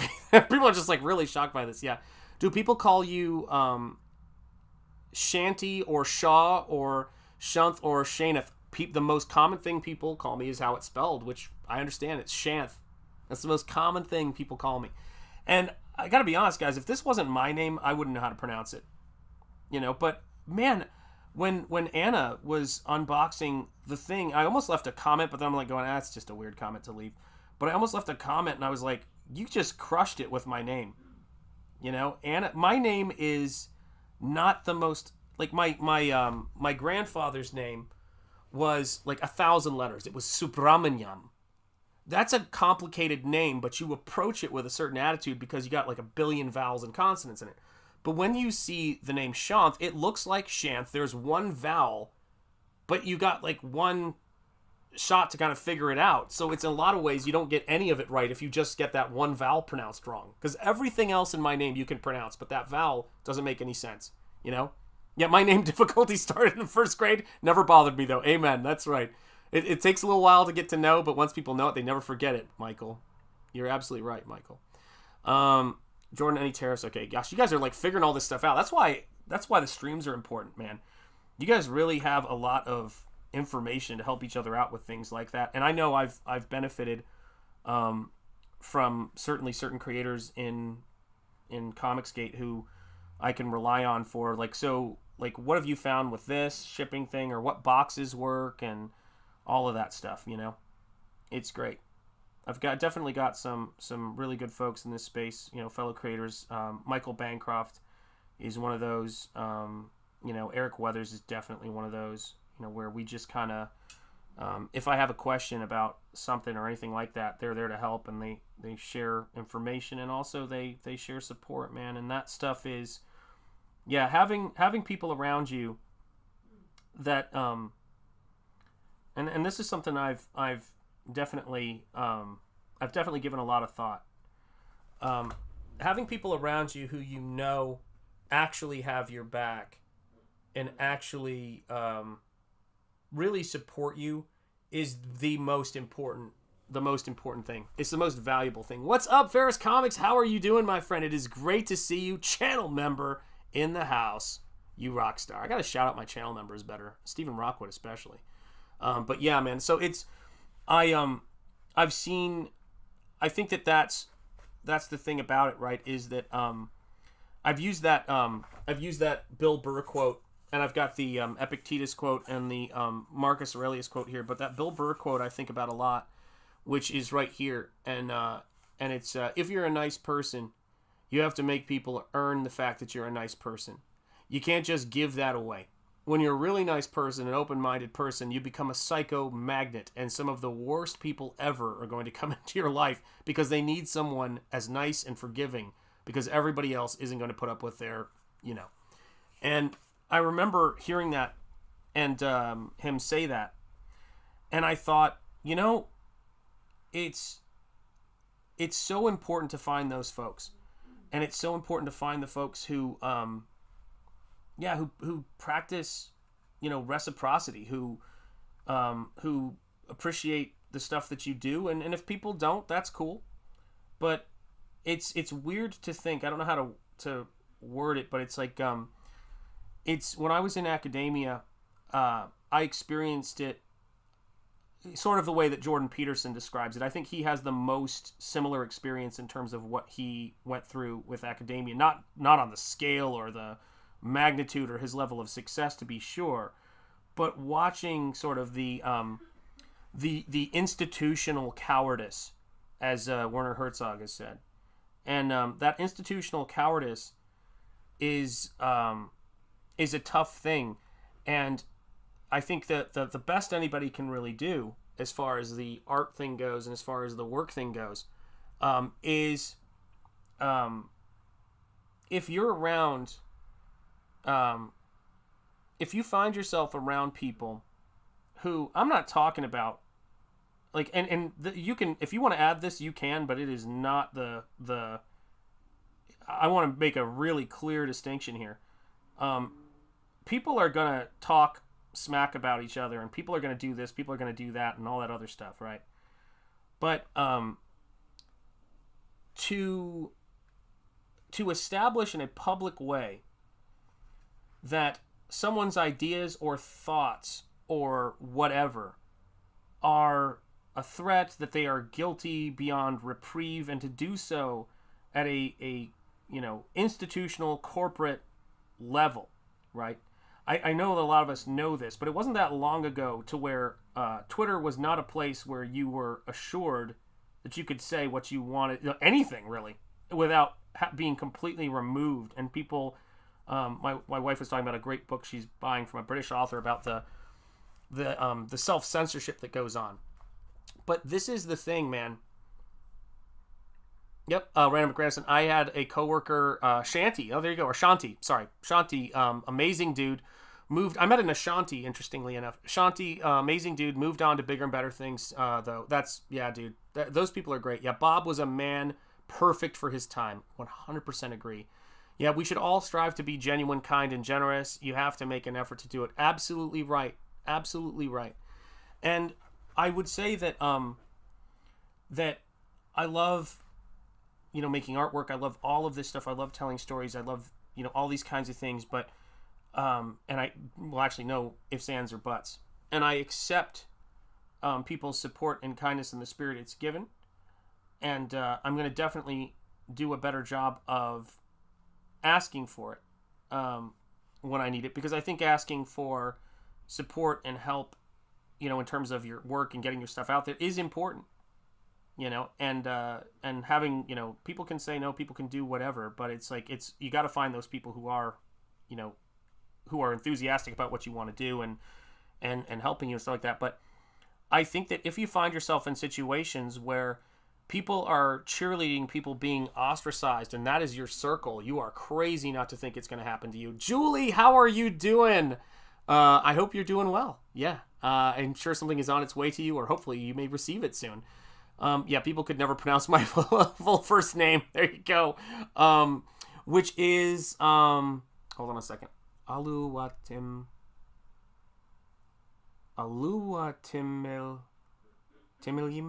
I don't know how I would pronounce that. See, because one of my friends in school when I was growing up in Detroit, Michigan, this is before we moved to Chattanooga, so up to second grade, was Chukwuma Obiwamu.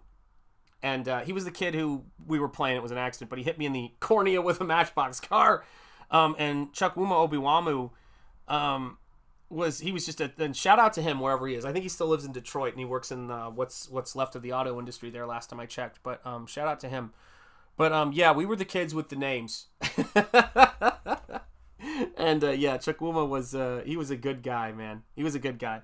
He almost blinded me, but it wasn't intentional. And the problem was they eventually separated us, which was kind of tragic because every time we played together, one of us would get hurt because we were just like, we were the two nutty kids who'd fall off of things, and nobody was the designated playground guy. It was just like we were gonna fall off of something or get hit in the face with a stick. Ah, poor kid, man. Yeah, that was rough. But a good dude, man. My eye has repaired itself, Chukwuma. You needn't worry. And I'm sorry they gave you a hard time about that. We had a nativity play at my school, and I was one of the three shepherds. And for the play, I had a giant white patch over my eyes. It was like over one of my eyes, not my eyes. That would have been difficult. And yeah, and Chukwuma was one of the three wise men. It was great. Funny memories, man. Yeah, but shout out to all of you guys in the chat, and I hope the weather isn't too bad where you are. I know there's storms all across the country right now. Alrighty, so let's see here. Now, let's play around with putting the other fun elements in there. So yeah, one of the things I enjoy about the world of H.P. Lovecraft, and I want to watch this Lovecraft movie with my wife at some point because it is so freaking creepy, is the movie Dagon. But there are just there's a pantheon of both street level creatures and then just gigantic, terrifying creatures. And I don't know if you guys can see this, but this is one of the things about painting, whether you're working in digital or traditional. I know a gentleman was in here earlier saying, gosh, I want to paint. Another great way to start painting is just getting a hold of Photoshop and or digital software and just practicing the light dark rhythm. Like there's dark here, there's light here, there's light here, there's dark there, there's, it's light, dark, light, dark, light, dark, light onto the dark, dark onto the light. Like I'm splitting the values right there so that reads. That's how we build this stuff up. It's the same thing when you're doing concept painting for scenes or storyboarding. That skill, or cinematography, that skill is one of the foundational skills. And I think that's, if I didn't have that skill, there's no way I could paint comics. It's not just about rendering. It's largely about composition. And I think that I learned a ton about painting comics. This is my first painted comic. I've done pen and ink comics. I've done and then digital coloring on them. All of that stuff is great, but it doesn't matter. The challenge of doing painted comics is completely different. Things that your brain, it's sort of like the idea of n+1, where it's which is the like if you're good at juggling, and you can juggle like 4 or 5 things, if you add a 6th, it doesn't mean that you drop the 6th ball. You drop everything you're juggling. So there's like a saturation point where your brain has got so many things it's thinking of, it makes it exponentially harder. And so painted comics, excuse me, have that element to them because they go into the computer, then they go into the print, as opposed to if you're doing them digitally and then you're thinking about that particular point, the compositions and things like that. As the paint moves, it can change the idea you have in your head of how you want it to go, and you have to make choices based on that. And so yeah, that's definitely like a major factor of the complexity of it. I'm really having fun with this painting, guys. Thank you for being here. 36 likes. Thank you guys so much. Let's see here. Yeah, Timmy Mello, that one sounds like Aboriginal Australian or Gaelic or something. Yeah, absolutely. Hail Julie Pascal, says Timmy Mello. I used to sketch, and art was my focus in high school. I wanted to go to Van Arts, but I'm thinking it was Cal Arts or Van, I don't know. Oh, that's right. It's in Canada. Vancouver Arts, got it. But life got in the way, health and family problems, and I couldn't afford to go. Kind of stopped art for years. And this is the thing about it, guys. This is the thing about it. I was the same way with the violin, and it was great. My wife recently paid off this violin that we were renting, and I always say one of the best ways to come to work or anything that you were passionate about or interested in and revisit it is without it being a job, without it being a course, without it being something where you're just doing it for the joy and for the learning. And I encourage folks to get back to things like my brother who I've known now for God knows how many years. I always call him my brother, but he is. I mean, it's just the way you meet people. He's 62, 63 now, and he's teaching himself wood carving and how to sharpen wood carving tools, which is incredibly difficult to do because you're both learning a skill to make the tool that you use to make the art. And he's a genius in that way. He's an incredible artist in mind. But why is he doing it? He's doing it because he's always wanted to and he needs to. And to me, that's one of the best, justifications for doing things. Is that not because you're being graded, not because, you're trying to be the greatest that ever lived. But you're saying to yourself, I need this in my life, and I need this to be a part of my life. And when I've stepped back and analyzed, what are the things that matter to me, this made the list. And that's a heck of a thing right there. It's a great thing. I don't know why, because it's a nightmare, but if you've got Nosfero and you've seen it, for some reason, I enjoy painting stairs, which is a really dumb thing in terms of how complicated it can be to enjoy doing. But I love the idea of the Gothic kind of old stone ruins with the, old pathway, up there, and, coming upon that. Oh my God. It took you 30 seconds to yell out, "Watch out, Shabu!" on all the injuries. Yeah. I was like, "Look out, Chukwuma Obiwamu." That's right. And he was like, "Look out, Shanth Enjeti." Somehow we made it. I don't know how we lived to our 30s, man. We were lucky. Yeah, I also had a brush with a lawn dart, so I really can't believe I I heard look out, and it skimmed my cheek. It was that close to my eye. Oh, lordy. Random McGranderson. Oh, cool. It's actually Yoruba, which is Nigerian. Even when they shortened it to Alutimi, it still gives people fits. I just go by plain old Tim, Timbo, Time, or Timothy, or even Timotheus. That's right. Or Timotheus, depending on how you enunciate. Yeah, love it. Yeah, that's why like people always laugh when I order food. Like even my kids laugh when I order food at restaurants for pickup, and I'm like, "Oh, the name is Sean."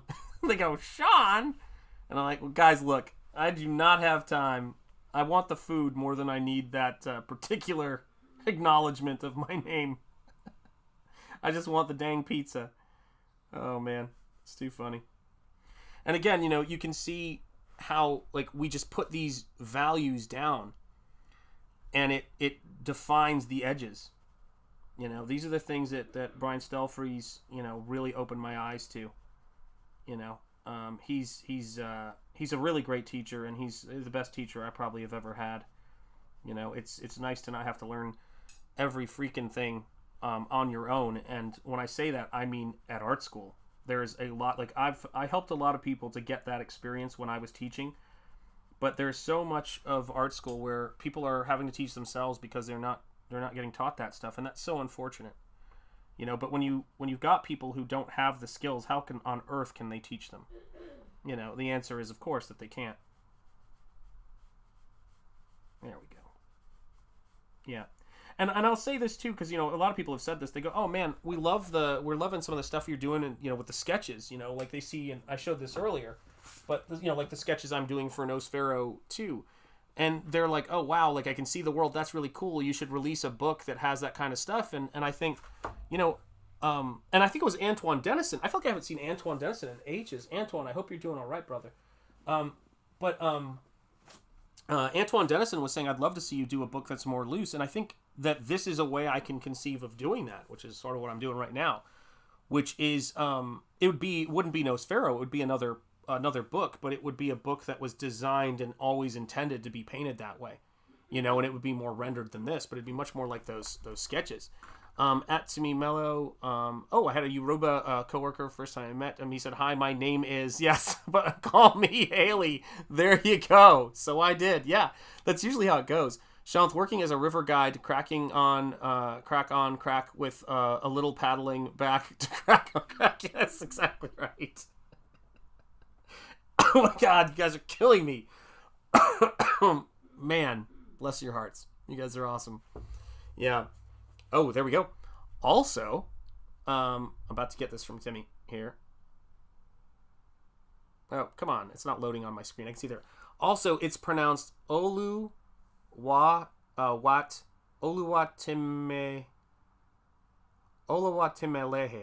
Lehin. Oluwatimelehin. I know I'm getting that wrong. But I feel like you've got to put an audio file up on Twitter and tag me in it so I can pronounce it. Because I want to now. It's pretty much means God is my rock. I love that. That's beautiful and fits you perfectly. Still, I have a plain old American accent, fortunately, like my old man. That's how it goes. It's the same with me, man. I love that. God is my rock. That's a fantastic. Yeah, I want to learn how to actually say your name then. That's so cool. What a great name. Random McGranderson, I went to school for architecture and drew hours every day of school and couldn't do it for fun. That's the thing that happens. Then went back for engineering degree and no time or energy for art. Took a few years to get back. Understood. Amen, Timmy. I love that, man. That's so cool, Timmy. See, these are... when you fire up a stream, right, and when you do stuff in this, you guys are learning about the art process. We're having this conversation, but that's why this is a very unique place in terms of time in the history of making artwork in comics. You kind of get to learn things like you do in a conversation, but it's there for us to kind of see, and for new people coming in to kind of go, "Oh, cool, like that's neat there," and that's why I always say that one of the things that Comicsgate gives and is a very important part of it is that it's a response, and has been a response to like, I guess the best way I would word it is, so people can kind of grasp what it is that what Comicsgate is a response to would be the equivalent to if you tried to launch a book in Comicsgate and people started contacting the crowdfunding platforms and saying, you can't have this person here, and here's why. Like, that's, I remember when I first heard about deplatforming, and I mocked it, and funny enough, this did end up happening. And I said, what's next? No booking or debooking and removing, great literature like Shakespeare and things from libraries. Like, this is absolutely just insane. And, you think about, and then editing classic works, which is, to me, just, my goodness, that is some really evil, repugnant, and terrifying stuff. And, the hardest thing about it is you step into the fray when you come into Comicsgate. You step into the fray. Like, people, you kind of have to not think about, is some random, not random McGranderson to be clear, but is somebody going and, trying to do things to thwart my ability to make artwork? Like, and why would you do that? And you call upon the strength of people, and you need people to have your back. And you also need to be aware of, in any environment, I don't care if it's Comicsgate, I don't care if it's academia, you got to be aware of, just because you don't participate in that stuff, you got to be aware of the, the whispering and the BS when you find it starting up in your life, and kick it to the curb and go, get out of here. And it's a very valuable thing. It's like getting people removed from conventions and trying to get people removed from their work is a terrifying thing, and to a lot of people it's a very foreign prospect, particularly for something that they see as being so inconsequential as comics. But comics and culture are big. Comics and culture are so freaking important, man. Let me see here. Random Grandson, Jonathan Jettigard, do you ever order food and when they ask for your name, give Sean? Absolutely, I do. 100%. Yeah, all the time. Or something easy because you don't. Yeah, and you know what the funniest thing is? My wife said to me one time, and totally blew my mind. She goes, Sean isn't your name. And I was like, well, thank God you know that, right? And she was like, but think about it. You could give any name. It's kind of true. Yeah, this is Keith. Like, why am I using Sean? Just because it sounds like my name? It's no more my name than Brian or something? Why don't I use Brian? So yeah, gotta run. All right, my friend. Take care, and thank you for being here, my friend. God bless you. Gotta run. This grayscale painting is looking rad. Love it. I'll catch the rest on replay. Thank you so much, my friend, and thank you for watching it on replay. Every view counts, and especially if they remove that stuff. But yeah, I mean, I totally order food under different names. I should really mix it up, though, and get more creative. Maybe it's just because I'm so... I get burnt out on creativity, Funny enough, when it's your work, right? It's you just go, ah. But I imagine, one of the things I've imagined, because I want you to think back to those old Eastman and Laird black and white Ninja Turtles comics, and I was telling my son the other day, I got the colorized classic collections of those, or the whatever they called them. I got it over there. It's like the colored classics hardcovers that look like pizza boxes. But when he was little, because those stories take places in places we've been to, like Northampton, Massachusetts, we've been there since they were little. I was like, see, that's the store in Northampton, and it was so exciting for him to read, those comics. But I would read those comics with him, and it was one of the really things I cherish about, now that he's 18, both of my kids are twins. But one of the things I cherish about those guys is those little moments that we had. But those comics were very important to me, not as important as those kids are, by God, but the comics were great to share, and I have a lot of those things with my kids. And so I always think of, and I know they were inspired by a lot of stuff, but when I think of this story, I think about this staircase, this ritual happening, and then I think of these rat characters that I'm planning for this story, and they're creeping up, the staircase here, like they're creeping up to this place, and that was always kind of the plan. I have the first sketch I ever did of this, and I shared it with a buddy of mine. I remember I was like going, oh man, maybe we could do this, and it's like, and it's like it was so fun, because when I knew what this thing was, and it's changed a lot in terms of I completely reworked it unintentionally while I was doing other stuff not long ago, where I want to tell, because like I said, I mean, it was originally a play on the place I was working, and it was like that kind of thing, and then I went, no, I want to make it my own thing, man. I've been I've been sold down the river enough times, and so I love the idea of them kind of sneaking up into this space. Oh gosh, my glasses just fell. Shanth pretty much got it. I know. I really want to get it correct though, till it's like a reflex. You know what I mean? I really do. So Timmy, we have to make that happen, man. That's got to happen. Rini visited Japan, and everyone thought she was Japanese until she opened her mouth. Yeah, well, yeah. People like, how do I word it?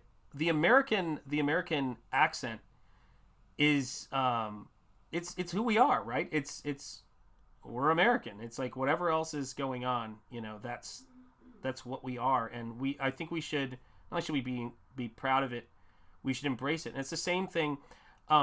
As crazy as I know things have been going in Canada, as somebody whose family, a big part of our family, is a Canadian institution, which is radio host and started in the news, and then started doing audio radio show stories. Stuart McLean and the Vinyl Cafe. We listen to the Vinyl Cafe Christmas. Dave cooks a turkey every year. It's been a huge part of our family, the Dave and Morley stories. But it's been interesting and nice to see this kind of movement happening in Canada for a new rebirth of what it means to be Canadian, and maybe in an interesting way, a more perfect union, to use the American thing. But it's just, yeah, Random McRanderson, much love to you, brother. Thank you so much for being here. Shanth Enjeti, I gotta go make money. Amen. God bless you. Get that paper. Dark Horse took my money for 3 Darkness hardcovers. Understood, man. Money well spent this month, and I gotta earn it back. Have a great day, week, month, whatever. Amen. And back to you, Random McRanderson. Jimmy Reyes Art, it is great to see you. Hola, amigos. Hola, Jimmy Reyes. It's great to have you in the house, brother. How you been? I was just catching up with, I don't know what week it was from, but one of the old recent Comicsgate King shows, man. And yeah, dude, I'm excited, man. I was looking at the book, and I can't remember what, because there were a lot of trailers at the end. I think it was on John's channel, so I don't know what week that was. But there were a lot of trailers, and the stuff for your book looks awesome, dude. Keep rocking. Keep going for it. Yes, indeed. How's your father? Good afternoon to you, my friend. It is great to see you. Absolutely. Yeah, peace, random. Everybody saying, hail Jimmy Reyes Jr., says Timmy Mello. And yeah, how's your father? Says, good afternoon, Shanth. Good afternoon. It's good to see you here, my friend. Yeah, be safe, random. Indeed. Yeah, I know there's a lot of storms out. There's a lot of weather out. So now I'm going to take you guys into this painting on paper here. I'm going to lower the camera. Actually, what am I doing? I need to realize what decade I'm in. Hang on a second.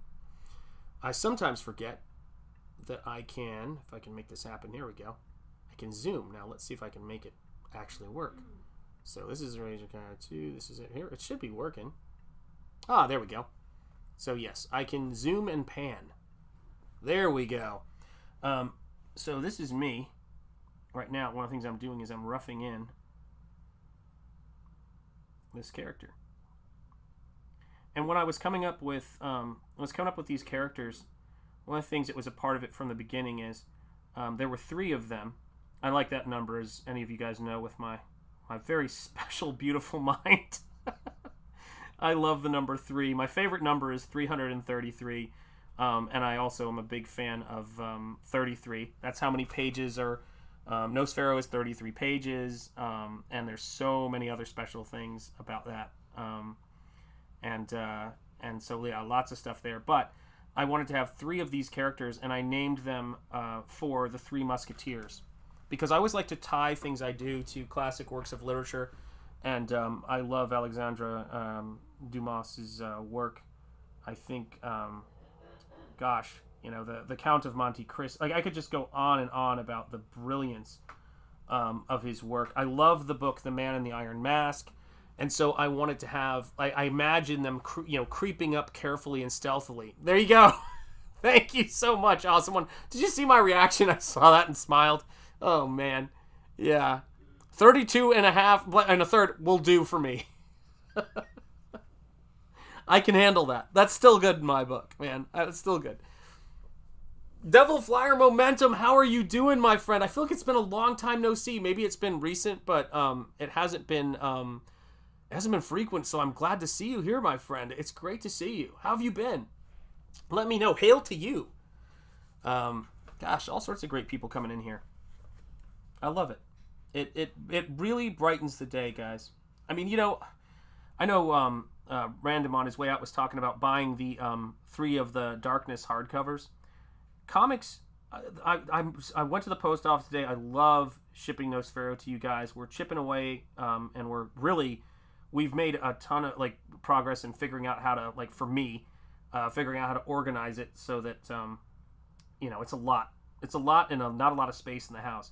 But I love comics. I love making comics so much, and in a lot of ways, when I was breaking into the industry, and when I was getting those jobs here and there, the Flash Gordon annual and things like that, or my first job, Threshers and all that stuff, it was so difficult and it was so frustrating that after going to convention after convention, oh, my book ends tomorrow on Fund My Comic. Yes, congratulations, Devil Flyer Momentum.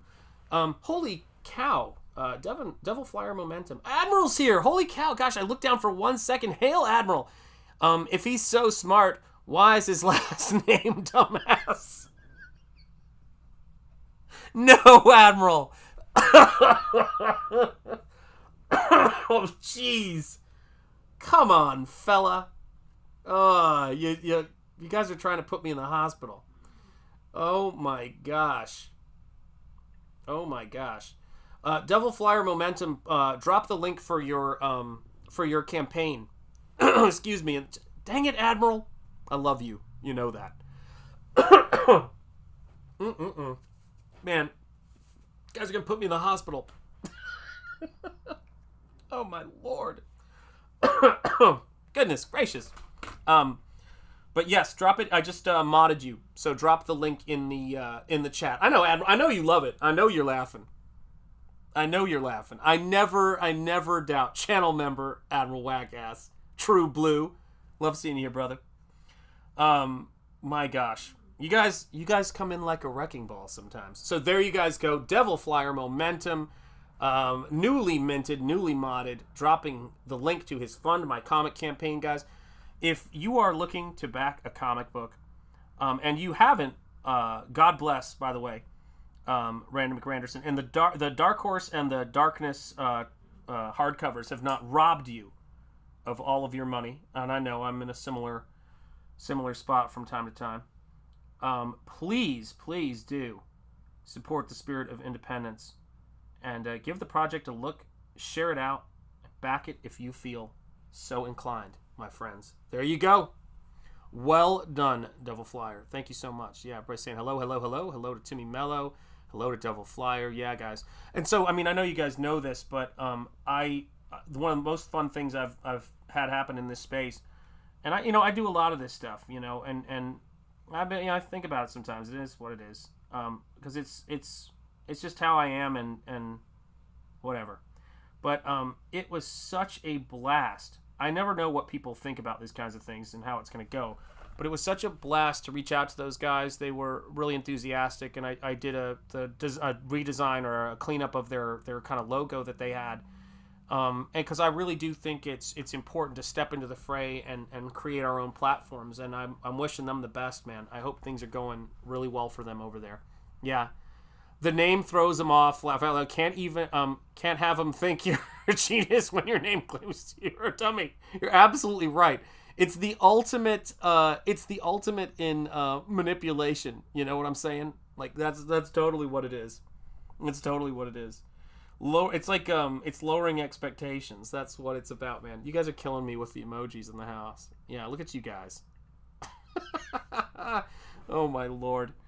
So yeah, so when I'm working on this, and I'll zoom out so people can get a better sense of. There we go.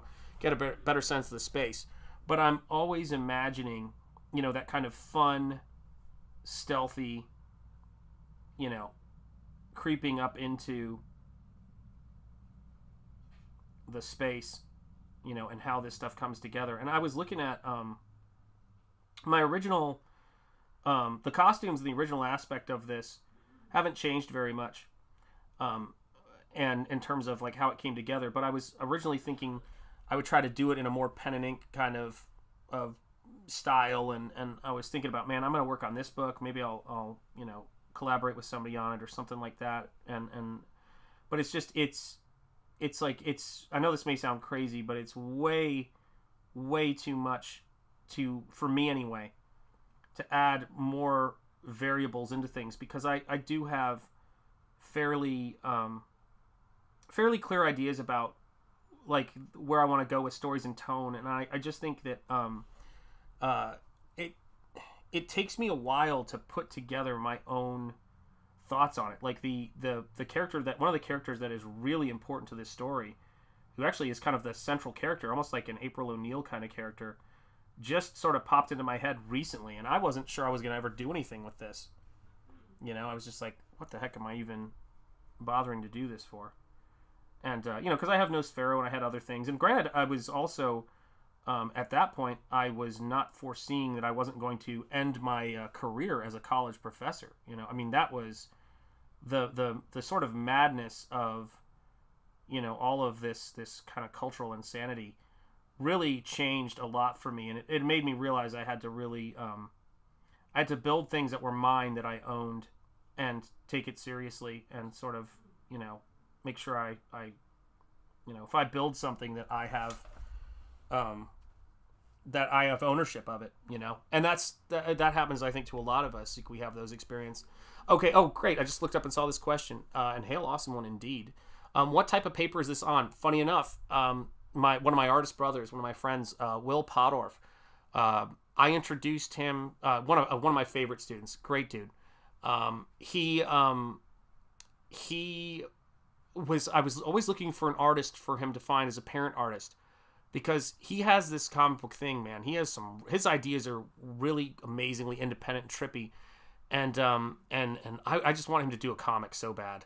I want him to do, he's a stand-up comic. He does all this crazy stuff. He's great. And, but I introduced him to Kevin Nolan, was a perfect fit for him. And he's a big Lovecraft fan, so he does Lovecraft stuff. And I actually did a portrait of Lovecraft for him. And he introduced me to this toned media paper. And he works, I think, on gray and beige, if I'm not mistaken, but he may also work on this. And so this is a heavier stock paper that you can use mixed media on, and it still stays flat, even if you don't stretch it. So, there goes the pencil. But the paper is Strathmore black mixed media paper, vellum surface. So if you are looking for a new paper to experiment with, I've had a lot of students that I've taught, and what makes Will great, and what I really appreciate him for, is I had a student introduce me to a new material before, and it was and he also introduced me to that Black Magic ink, which is really fantastic as well. But just just a good dude, man. It's like I remember we were hanging out one time, and I was like, oh, let's go. Like, we were talking about just working on stuff together and just exploring the idea of that. And it was funny because I was like, let's go up to Barnes and Noble. We'll go hang out or whatever. And we went up there, and I think this was like after he graduated, I think. And because I was talking to him about Stealth Freeze and all that stuff, and we went up to Barnes and Noble, and I got him a hardcover of the complete works of H.P. Lovecraft, because he didn't have it. And it was just like, yeah, it's cool to meet people who like horror and all of that stuff. Although he does stand-up comedy, and as an introvert, I'm amazed he does that. I'm like, my God, man, that dude is amazing. But yeah, it was like to come up with things like this and this kind of like Lovecraft thing. It's been a part of my work since Spring Ball. Like, I made a reference to Lovecraft, and the Spring Ball remaster or whatever the heck you want to call it is going to definitely have elements of that. But yeah, I love doing this stuff. So yeah, this media paper is something fun to work on. You know, it's got a really great look to it. And I mean, I just love that stuff. Oh my God. Diesel coming in with a $5 super chat with brotherhood. Amen, Diesel. Back at you, brother. It is great to have you in the house, man. You always put a smile on my face, dude. Your positivity is great, man. I hope you guys are doing well out in your neck of the woods, and I don't know how the team is doing, but let me know in the chat, brother. And I hope everything is going well, man. I hope everything's going well. Let me send a cheerleader your way. Charge! Brother, I appreciate you so much, and thank you for being in here. Yeah, to answer your question, Devil Flyer, it is, this is still in the pad. I haven't even removed it from the pad. And I'm just painting straight onto it with gouache. Now, I'm not soaking the thing, but it's crazy. Amen, brother. Always. Always. Ice Queen, what's up? Hey, all. Thank you so much for being here, Ice Queen. Thank you guys so much. Wow, 42, the answer in the chat for the number of likes. You guys are crushing it today. But yeah, I mean, I loved the Teenage Mutant Ninja Turtles. It was the first comic that I was introduced to. Not the first comic book, but the graphic novel that Kevin Eastman did the painting for, and yeah, it was a crazy sort of thing. Like I have over there, I have the first licensed Teenage Mutant Ninja Turtles merchandise, which was these little die-cast miniatures that they put out back in the day in the 80s, and I was obsessed with them because there was nothing, because the cartoon hadn't come out yet. And so yeah, I want to do something that's kind of fun and playful, but it's going to be very me. It's going to be, you know, again, look at what you see here. Like, right, you've got the woman being dangled over the pit and the evil people and then the heroes coming to the rescue. That's kind of what I love. Duck Bacon, it's great to see you, man. How are you doing, my friend? God bless you. By saying, hey, Rex. There, look at all this. Everybody saying hello, hello. Devil Flyer Momentum has a campaign that's wrapping up soon. There is a link to it in the description right there. I love seeing Duck Bacon in the house. Every time I see that icon, it puts a smile on my face, brother. Welcome. It's great to see you. So, you know, it's, this is, you know, how this is going to progress, this particular thing right here, is just going to be something I do. All I know how to do is, frankly, work in terms of, it's what I do to relax. I'm learning how to do other things, to, like, actually get some downtime. But I love to do this. So this is going to be something that I've got going on in the background. And it's going to be, the best way I could describe it is it's going to be Lovecraft meets Teenage Mutant Ninja Turtles. Because it's going to be black and white. This is what it's going to be like. And again, I'm going to do more work on it in detail-wise. But this is what the world is going to look like. This is what, you know, it's going to have, you know, the sort of Lovecraftian fish people from the Shadow over Innsmouth that are also referenced in the thing on the doorstep, and it's just going to be absolutely just fun. I want it to be, I don't know if you guys remember those original Ninja Turtles comics where there was like a little bit of swearing, a little bit of drinking, and a little bit of sexiness. There was a Richard Corbin cover for the reprint of, you know, issue 2. Like, I want to just take that and just dial it up just a little bit so that we're having more fun and it's fully independent as a comic book. You know what I mean? As we see here, Shanth is drawing the plans for his honeymoon. That's right. Oi!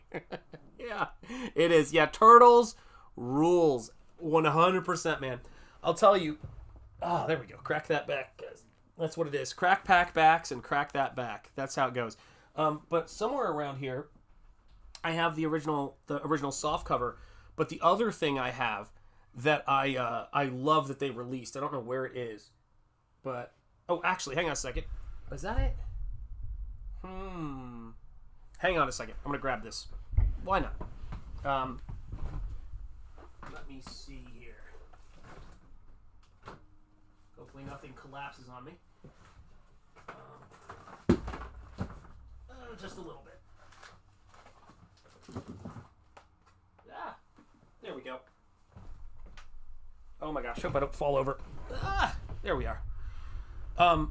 I have so much joy associated with the comics that are in this book and in these books they release.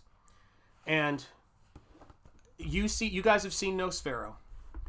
I love that book. It is everything that I've wanted to do in comics. I could not be prouder of this book, guys, and where it's going, full stop. And all of the cool stuff that I'm been working on too, the commissions and things.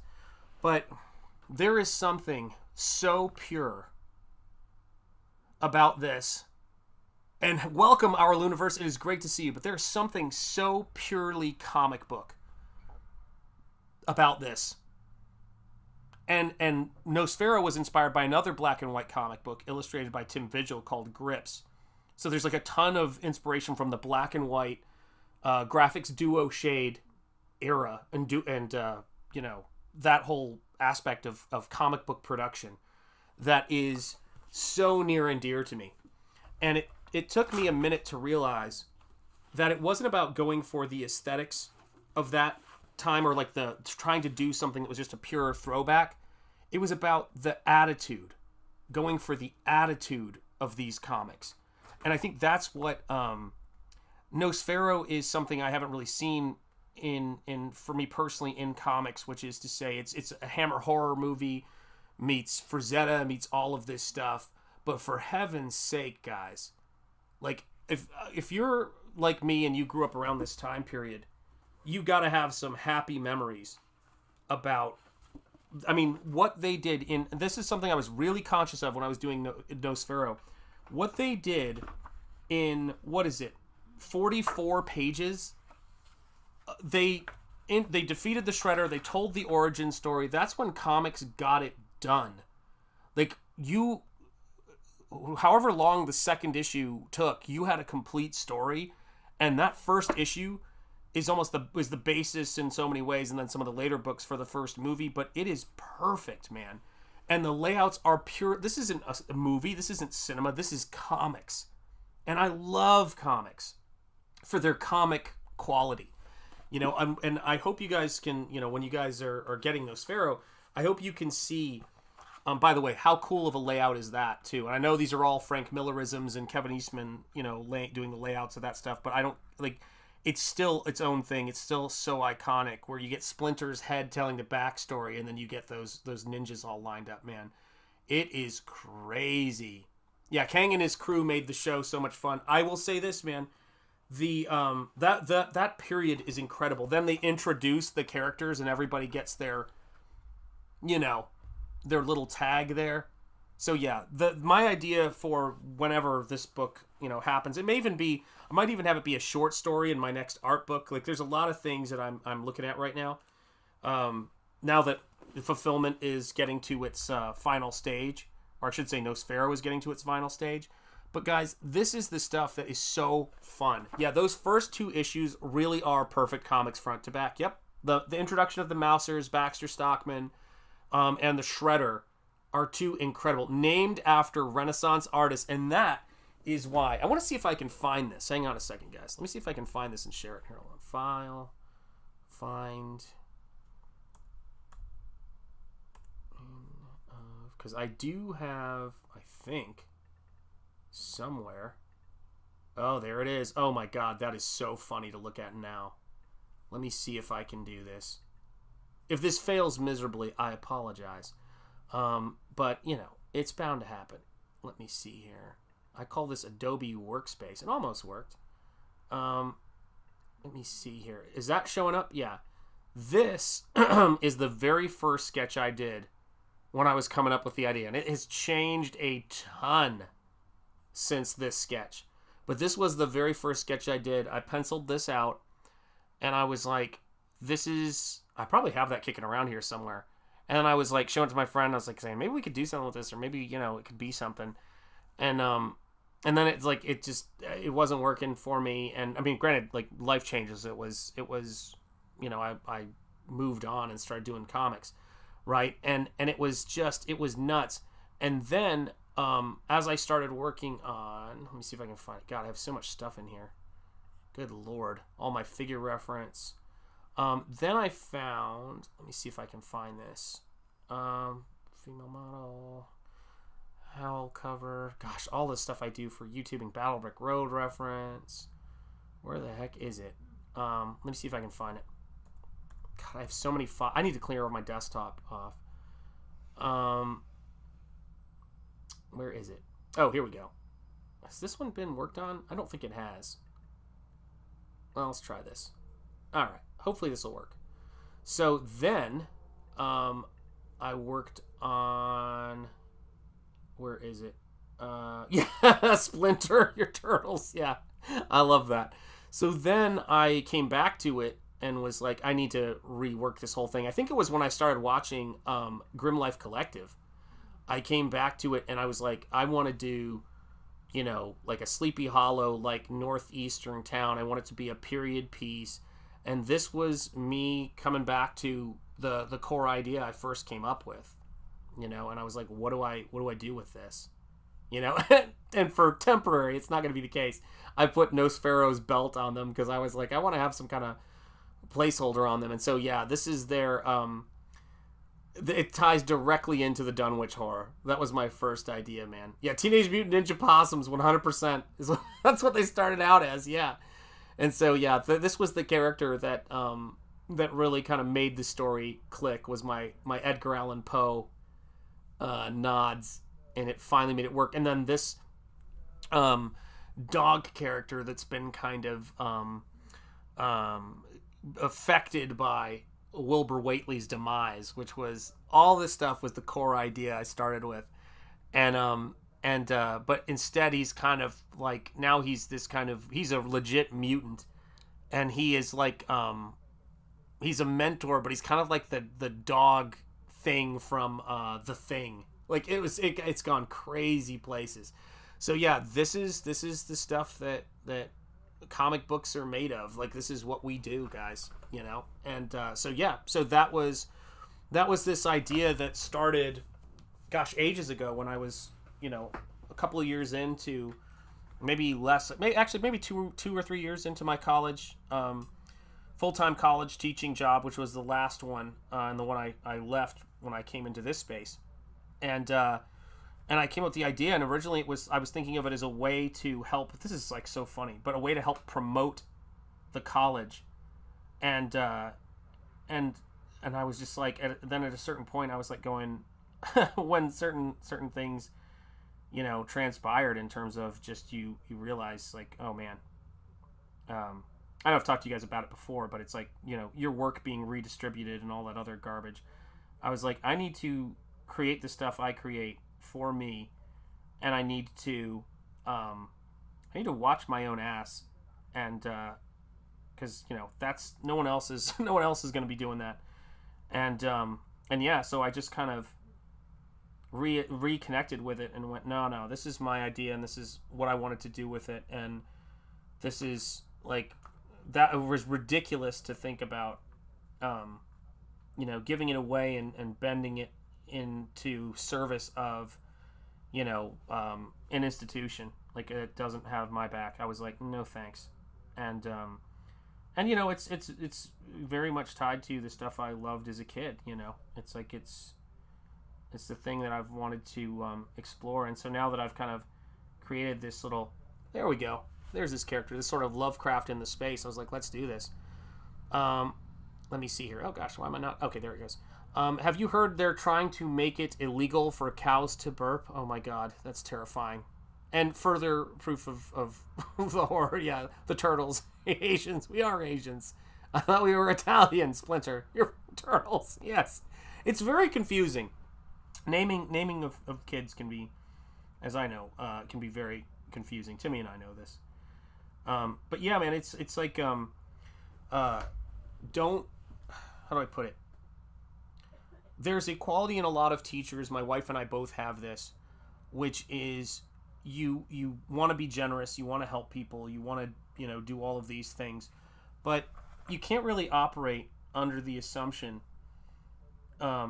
certainly now, that there's a social contract that everybody abides by, you know, and you got to really kind of, I think that there's and I say this, taking, my responsibility for it. There's a certain kind of naivete that is is well intentioned and it's positive, but I think I said this to somebody, that you can't really be charitable if you think your own time and your own labor has no value. Because in order for you to really give something away of value, you have to, or give somebody charity, you have to give them something that you value. And it's if it's your time, your energy, your work, and your money, and you don't value it, why on earth, would they value it? And that was something I really thought of, and I kind of came to late in the game, and I thought, I was routinely as a teacher, and this is a tricky area, because this is something that we love about teachers, right? And it's not something I'm really interested in changing, or I'm not interested in dismissing it completely, but I am definitely, because of my teaching career, I realized, wow, these people are looking at everything in terms of resources and what they can get for themselves, and I am naively believing the words coming out of their mouths. And so I realized that it's, you gotta make people, what's the word I'm looking for? Or you not make people do shit, but you got to, make sure you're not, demanding people take you for granted. That's a weird sort of thing, but it's very, very important. And, don't let people, and I used to downplay how much work I did with the students and how responsible I was for particular successes, and it's just like, nah, man. It's like people have, I would say this to anybody, people have, a lot of times, not all the time, but there's a lot of folks who have got it covered when it comes to not giving you credit for things and just acting like they just happened by osmosis, and don't put yourself in that space. And my imagination and the things I come up with are mine, and they bear my signature. And yes, they're like everything, right? We get influenced by people like Lovecraft and all the great authors out there, but you can't ever, how do I put it? I can never again pretend like everyone can do a particular thing I can do, because I don't do that to other people. But that's something I would encourage everybody to drop, if that's a thing. Mike likes Tacos Tuesday, y'all, and it is Taco Tuesday, and God, that makes me hungry. We might order tacos tonight. Mike likes tacos in honor of you, and you saying that. God bless you. Yeah, I love seeing your stuff here. Yeah, you got to. It's just retaliation. At this point, the first person you have to convince is yourself before you can convince others. That's 100% true. Timmy, I need to learn how to say your name now. It's like a splinter in my mind. Tacos on Mike. That's absolutely right, man. Tacos on Mike. Mike's covering us all. It's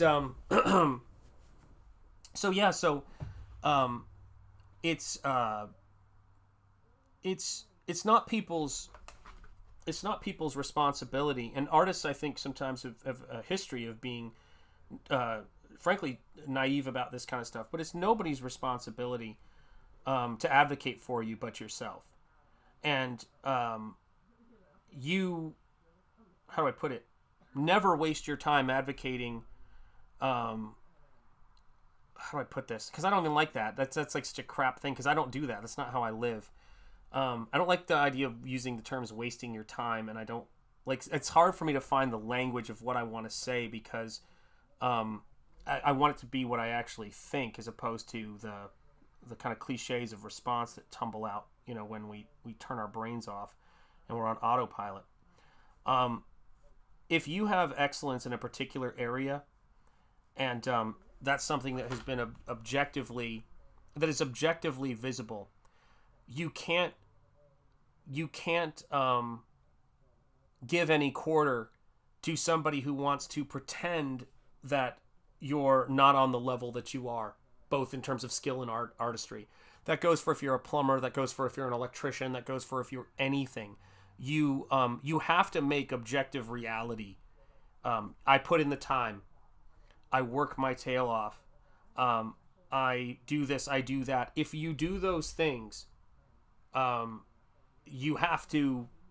people have to acknowledge that. And you know this, when you come into my streams, when you come into my chat, when you're a channel member, you get your name in the credits. When you come in, I say hello to you, and I say thank you for being here. You guys and watching this channel is what makes this channel, like, that's the most obvious and objective, literal thing. That's what make it work. And if I don't stream, yeah, the channel's gone, so I'm also a big part of what makes it work. But this is the core feature of it, is that the painting and all of the effort and the years I've put into this, that's got to be something that works. And so, and again, just to be really clear what I'm talking about, when I'm in a teaching job and my classes are always full and students are coming out of my classes and they're learning how to do things and doing great work, I, for whatever reason, it took me a very long time to realize that being supportive and saying, hey, we're all a part of a team, my colleagues were going, you're right, and I'm the most important member. And I'm like going, wow, like, they really don't, they are quick to not give you credit for the stuff you're accomplishing. Don't let it happen. Yeah. Yeah, it was a social contract. Absolutely right. Yep. Yeah, I'm seeing a lot of that right now.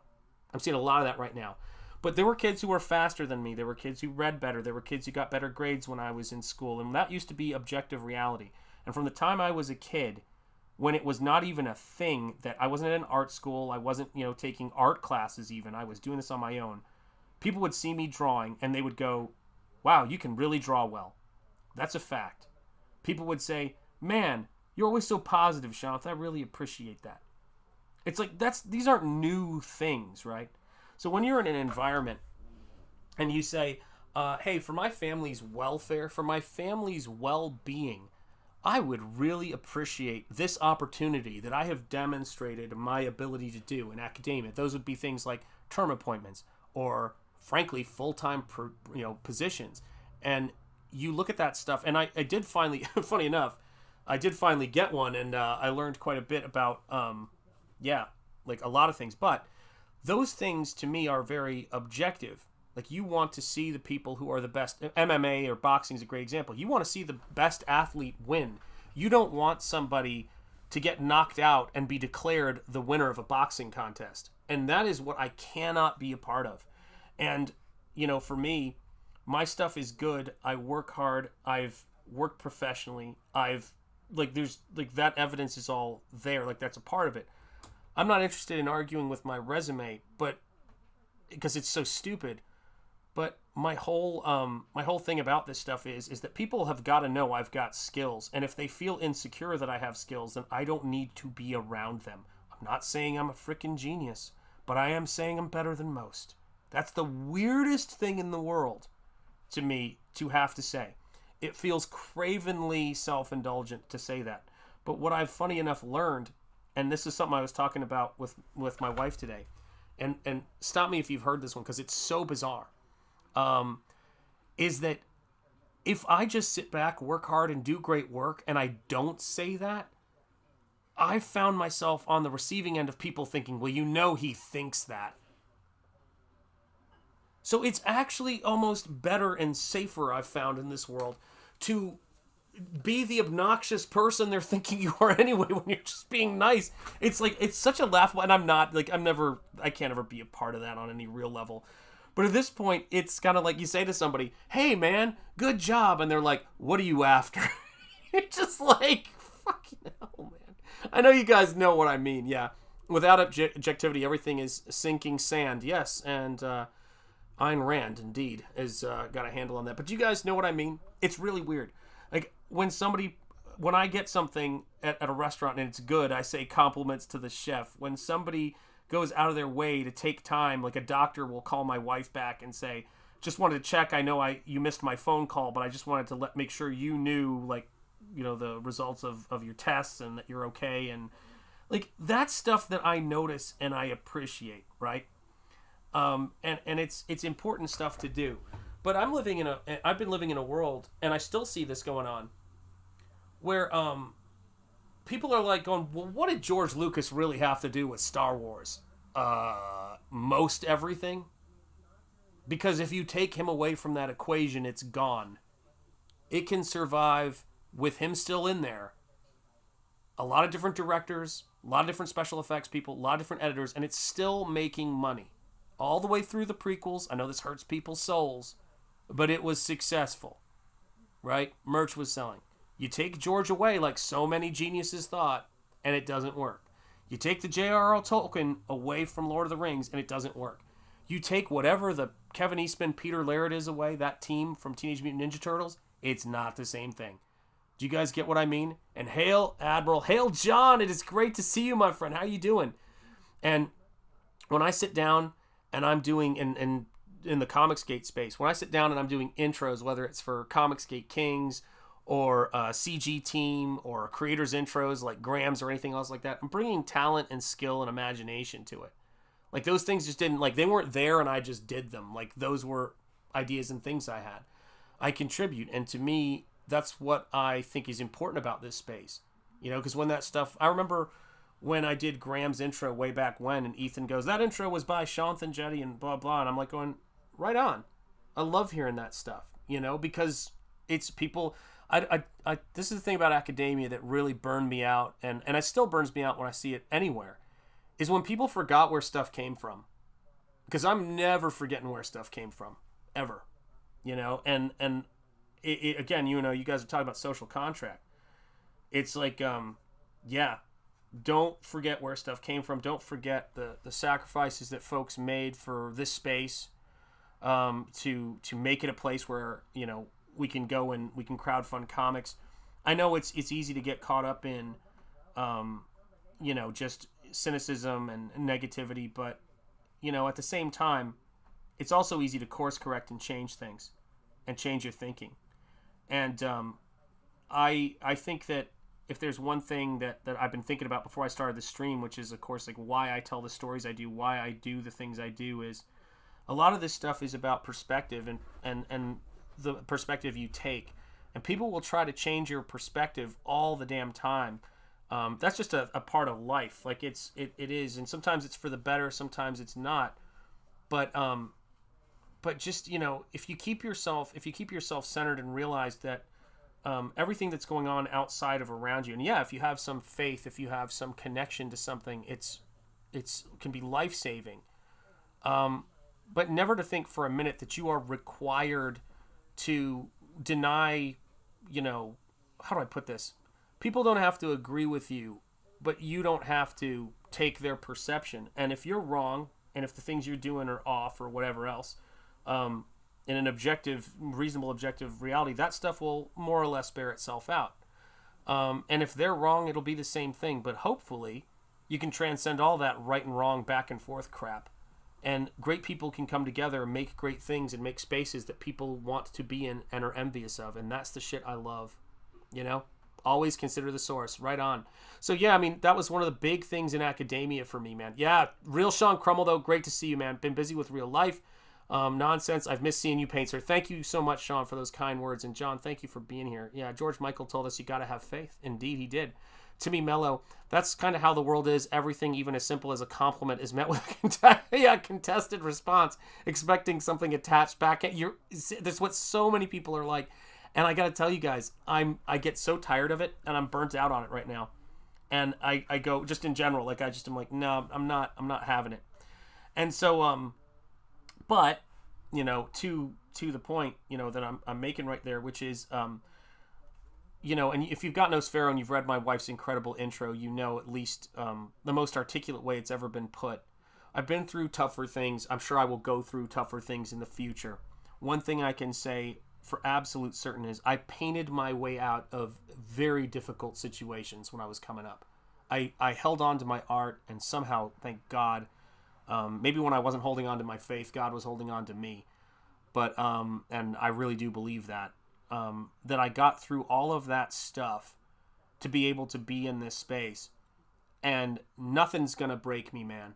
Nothing's going to stop me from doing what I've done, because it's like, again, if they take me out, they take me out. You know, I mean, it's like if the world, I should say, not they, like, it sounds like a conspiracy theory. If a tree falls on me.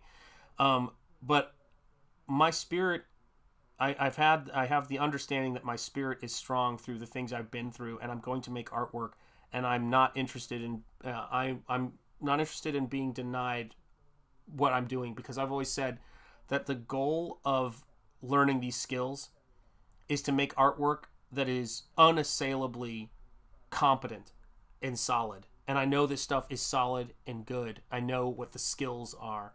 And I say, wherever they take me and wherever they go, it's got to be up, and the people I'm around have got to be, I want people around me who are positive and invested in these things. And thank God for Mrs. Enjetti and my brother from another mother, Nicholas Janesheg, you folks in the chat, the people, all the names I'm reading down as I'm hand fulfilling all these orders. Thank God for you guys. But it's, I'll give no quarter on that, because as I said to somebody recently, who brought some bullshit to my door, it was utterly ridiculous and undeserved. I said, of all the things that you've just hurled at me, the only thing that you said that makes a lick of sense is you said that you are, quote, my friend. And I said, that's about the only sensible thing you said, because you would be a fucking fool to not want to maintain a friendship with someone of my character. That's the way it is. It's a weird thing, man, but I've been there, and I've experienced the slings and arrows and of all sorts of bullshit. And I'm not gonna, it ain't gonna ever be a one-way street when people come at me. It's like, you gotta acknowledge that. And I do that for people, and that's the way it is. And yeah, social contract, whatever we want to call it, man. It's like, I would put it a simpler way. If you imagine, whether it's anybody, if you imagine that the regular difficulties that we've all experienced in our lives haven't happened to me, you're crazy. I don't do that with anybody. I don't want to even imagine, like, oh, well, that person's had it so easy. And I've come through a lot of that stuff and all of this stuff, and this is where I arrived. You get what I'm saying? This is a part of it. I'm a father. I'm a husband. I do all of these things, and I've made a lot of decisions on principle that you can see in the cost that they've had on me.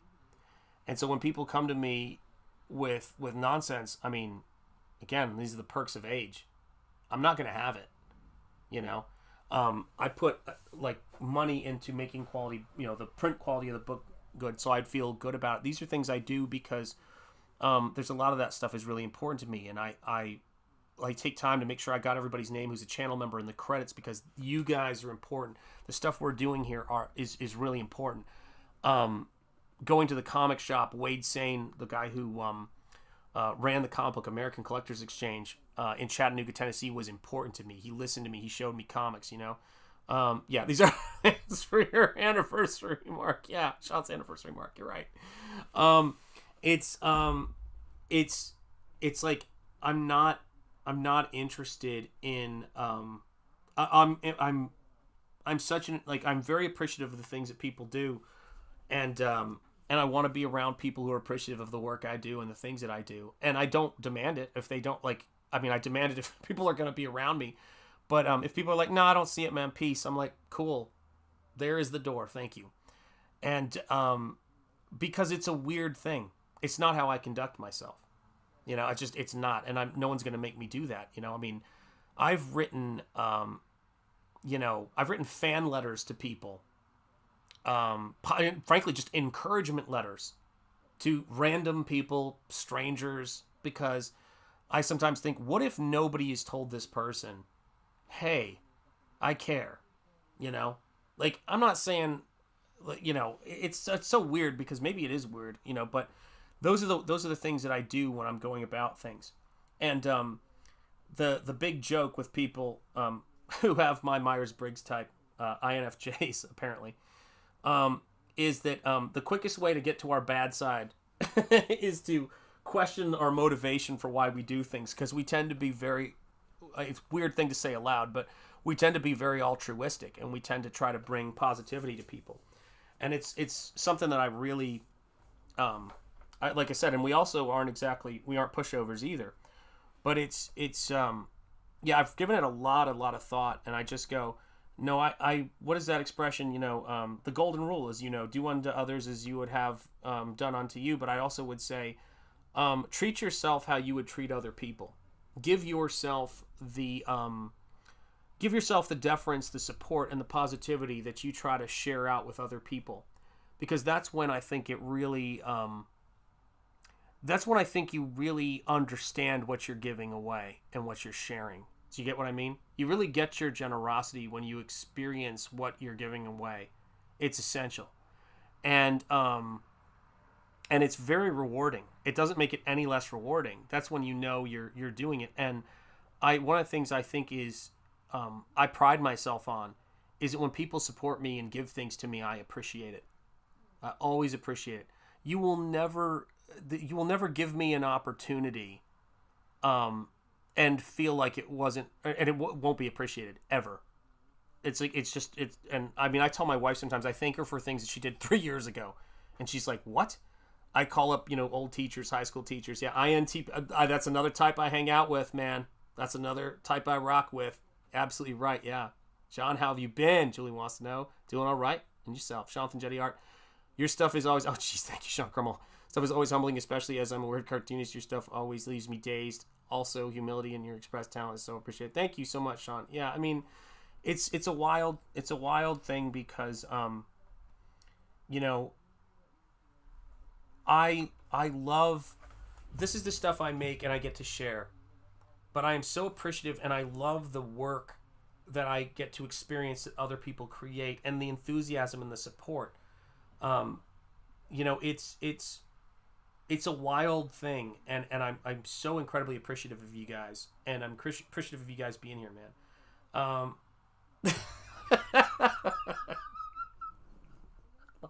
Awesome one. I love it, man.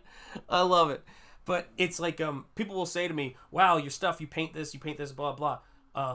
Who is your favorite comic book artist? And I'd be like, Todd McFarlane all day was my favorite. Is like if Todd did new pen and ink work, I would love it because it's like it's the stuff, anything he does. Anytime I see him do new stuff, because you never forget those artists that you really connect with. If people say to me, what's the first comic book you ever read? I would say Teenage Mutant Ninja Turtles by Kevin Eastman and Peter Laird. If someone said to me, but you can see how the artwork isn't that good now, and I'd be like, no. Yeah, I can look at it and I could hold a ruler up to it and look for anatomy things, but that's not how art works. Art hits you in a very visceral, powerful way. And if you try to, take it apart and deconstruct it, like why you connect with people, and why, all of these things happen, it's like you're not going to be able to explain it. And when I'm doing Nosfero, it's about so many it's about so many things that aren't just covered in spell check, or aren't just covered in is that totally realistic or is that romantic? It's a total experience. And maybe all of this stuff has been on my mind a lot lately, because this is how I am, man. Dave Stevens, man. I met him at a convention. I know I've said this before. He was super nice to me and left a huge impact. They were making a Kickstarter documentary. They were trying to fund a documentary on his life on Kickstarter, which they did, and I contributed to it because Dave Stevens, I'm ride or die with Dave Stevens and his estate. And this is how I work as a backer. I was so committed to backing it because I wanted the movie to happen. I forgot that I should get a Blu-ray for backing it. And they were asking me to update my address. And this is the month when the campaign, they were going to lose all that data. And I just remembered as I was watching it, oh yeah, didn't I back that? And I got a message from them. And they were like, oh God, you got us just in the nick of time. And I just got this in the mail. Dave Stevens, Drawn to Perfection. So I was so excited about backing this campaign and supporting Dave Stevens, that I didn't even think about the fact of getting, that's the thing I'm really working on. And of course, it got bent a little bit in the mail. But it's like not everybody's as crazy as I am with packing things, and that still happens. But they sent me this, the Dave Stevens Studio, Bulldog Studios logo, E Slurpus Lickum. And if this looks familiar, every studio logo, including Shanth Enjeti Art, has been inspired by this Dave Stevens logo. I send nice notes, Simply Green, all the time. I sent them 4 or 5 follow-up notes when they said this. I said, thank you so much for still sending it out to me, which is that's just how I am. And I said, this dude changed my life. You guys did an amazing job. I already was watching. It's for free on YouTube. And then I started thinking, oh man, I hope they didn't already plan out all of their shipping costs. And This is going to cost them money. Even still, I was thinking about it from someone who runs campaigns and how expensive and complicated it is, and balancing all that stuff. But guys, I'm telling you what, man, Dave Stevens changed my life, and I'm so glad I got to meet him. And he was, again, when someone says to you, or says to me, like, Shanth, do you think you're good? I'm like, yeah, Dave Stevens said I was good when I was in my 20s. He said, you got it, kid. That's all I need, man. That's like the sunshine on my heart, man. That was incredible. Dave was like, you've got it, kid. He's like, you should go show your stuff again to Bob Schreck. Tell him to take another look at it. Of course, Bob Schreck didn't. But that was at San Diego Comic-Con when I was in my 20s, man. And to hear one of your heroes say that to you, like I went to a convention once, and John Byrne, and Dave Stevens had an experience like this, who was renowned for being grumpy and hating people's artwork, was standing at his podium at Dragon Con, and he goes, let me tell you something, kid. You've got something here that almost nobody has. Don't ever lose it. John Byrne, man, was such a trip, man. And my brother Rocky, who was there when Mike Allred inked one of my submissions pages. He's like, oh, can I ink your Spider-Man submissions page, man?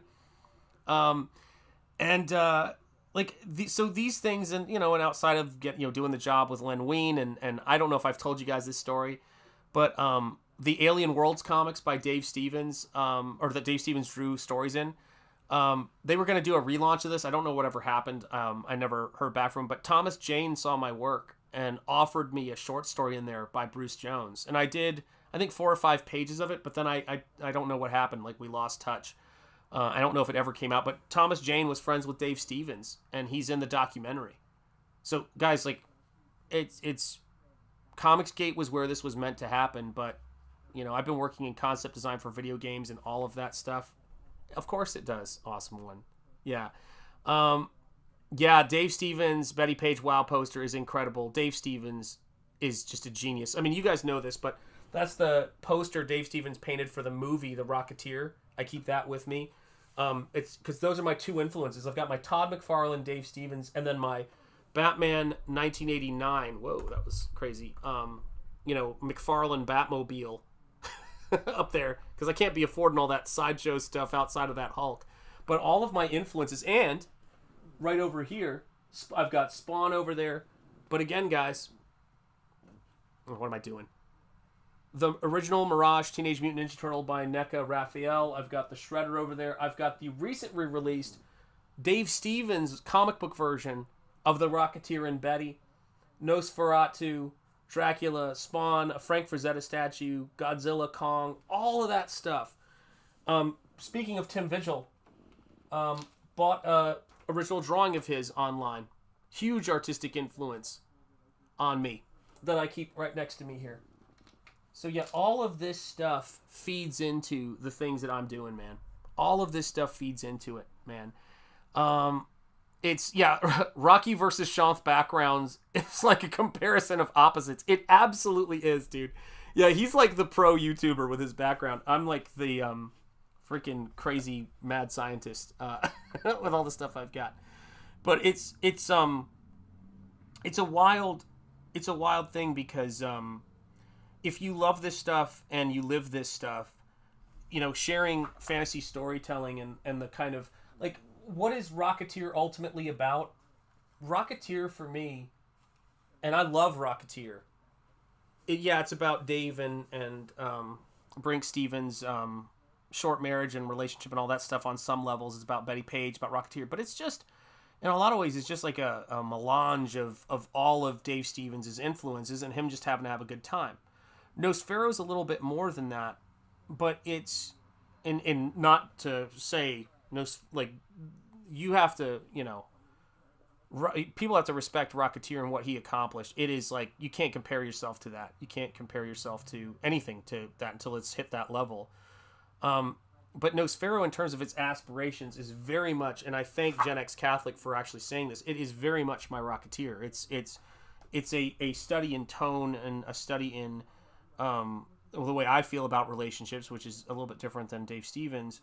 And it's an unabashed it's not trying to be retro. It's not trying to be anything. It's like an unabashed throwback, but it's told right now how, for today's audience, it's new. Yep, e pluribus unum, 100%. One of my absolute favorite things in the world, by the way. I love that expression. I've got random con art from my teacher at school and band poster on the wall. That's how it goes, man. Yeah, but that's the stuff, right? Oh, Timmy Mello, take care. God bless you, man. Yeah, phone battery's about to die out. If I drop, I'll catch you all later. Take care, my friend. Yeah, absolutely. Rocky Virtual backgrounds. Yeah, you're 100% right. Yeah. Yes, a qualm Vita. That's right, Vita. Yep. It's the things that we put together, and the things that we work on and that we build here. This is the stuff of Pacific Comics Presents. This is the stuff of Mirage Studios and the Black and White Boom. This is the modern version of this. And for those of you guys who've backed this book, and it'll be a lot more money, but there will be a few first printings of this book available for the Second Chance campaign. You guys are the ground level. You're the folks that walked into the comic book shop and saw, the Rocketeer story on the back cover of Mike Grell's book, and you said, "What the heck is that?" You were the early adopters. You guys were the first people on the scene, and when you get your books, it's no coincidence, or maybe it is, that it's very much in the format of that first, collected Rocketeer. So yeah, that's where we are. Oh my gosh, guys, we've been going for 2 hours and 50 minutes. Oh yeah, forgot. Here it is, guys. If you want to know where this stuff comes from, unabashedly, Dave Stevens, man. Yes, to be rather than to seem, John. 100%. So we're going to keep doing what we do here in Comicsgate, and I'm going to have Comicsgates back, and I hope to God, and I think I've seen plenty of it, but yeah, I hope it's always mutual in terms of just helping to grow this space and grow this thing of ours, and I've met so many cool people, and I always try to shout out my brothers, and I have links to their campaigns in there, and I'm thankful for you guys. This is the comic shop. This is stuff I love, man. Oh, Admiral, thank you so much. God bless you, sir. God bless you. Thank you so much, man. You guys are bringing the wisdom and the positivity, and I hope I'm always bringing that for you guys. So take care, and as I always like to say, speak easy, stay gold, keep the faith, and peace, because that is what Shanth means. It means peaceful one, man, and that's what I like to bring to you guys. So have a wonderful day. I am so grateful for my life, and I'm so grateful for all of your lives, and keep doing what you do, and bring it to the world. All right, guys, I will see you soon. Shout out to my channel members, and here are the credits with your names in it. Thank you guys so much. Take care.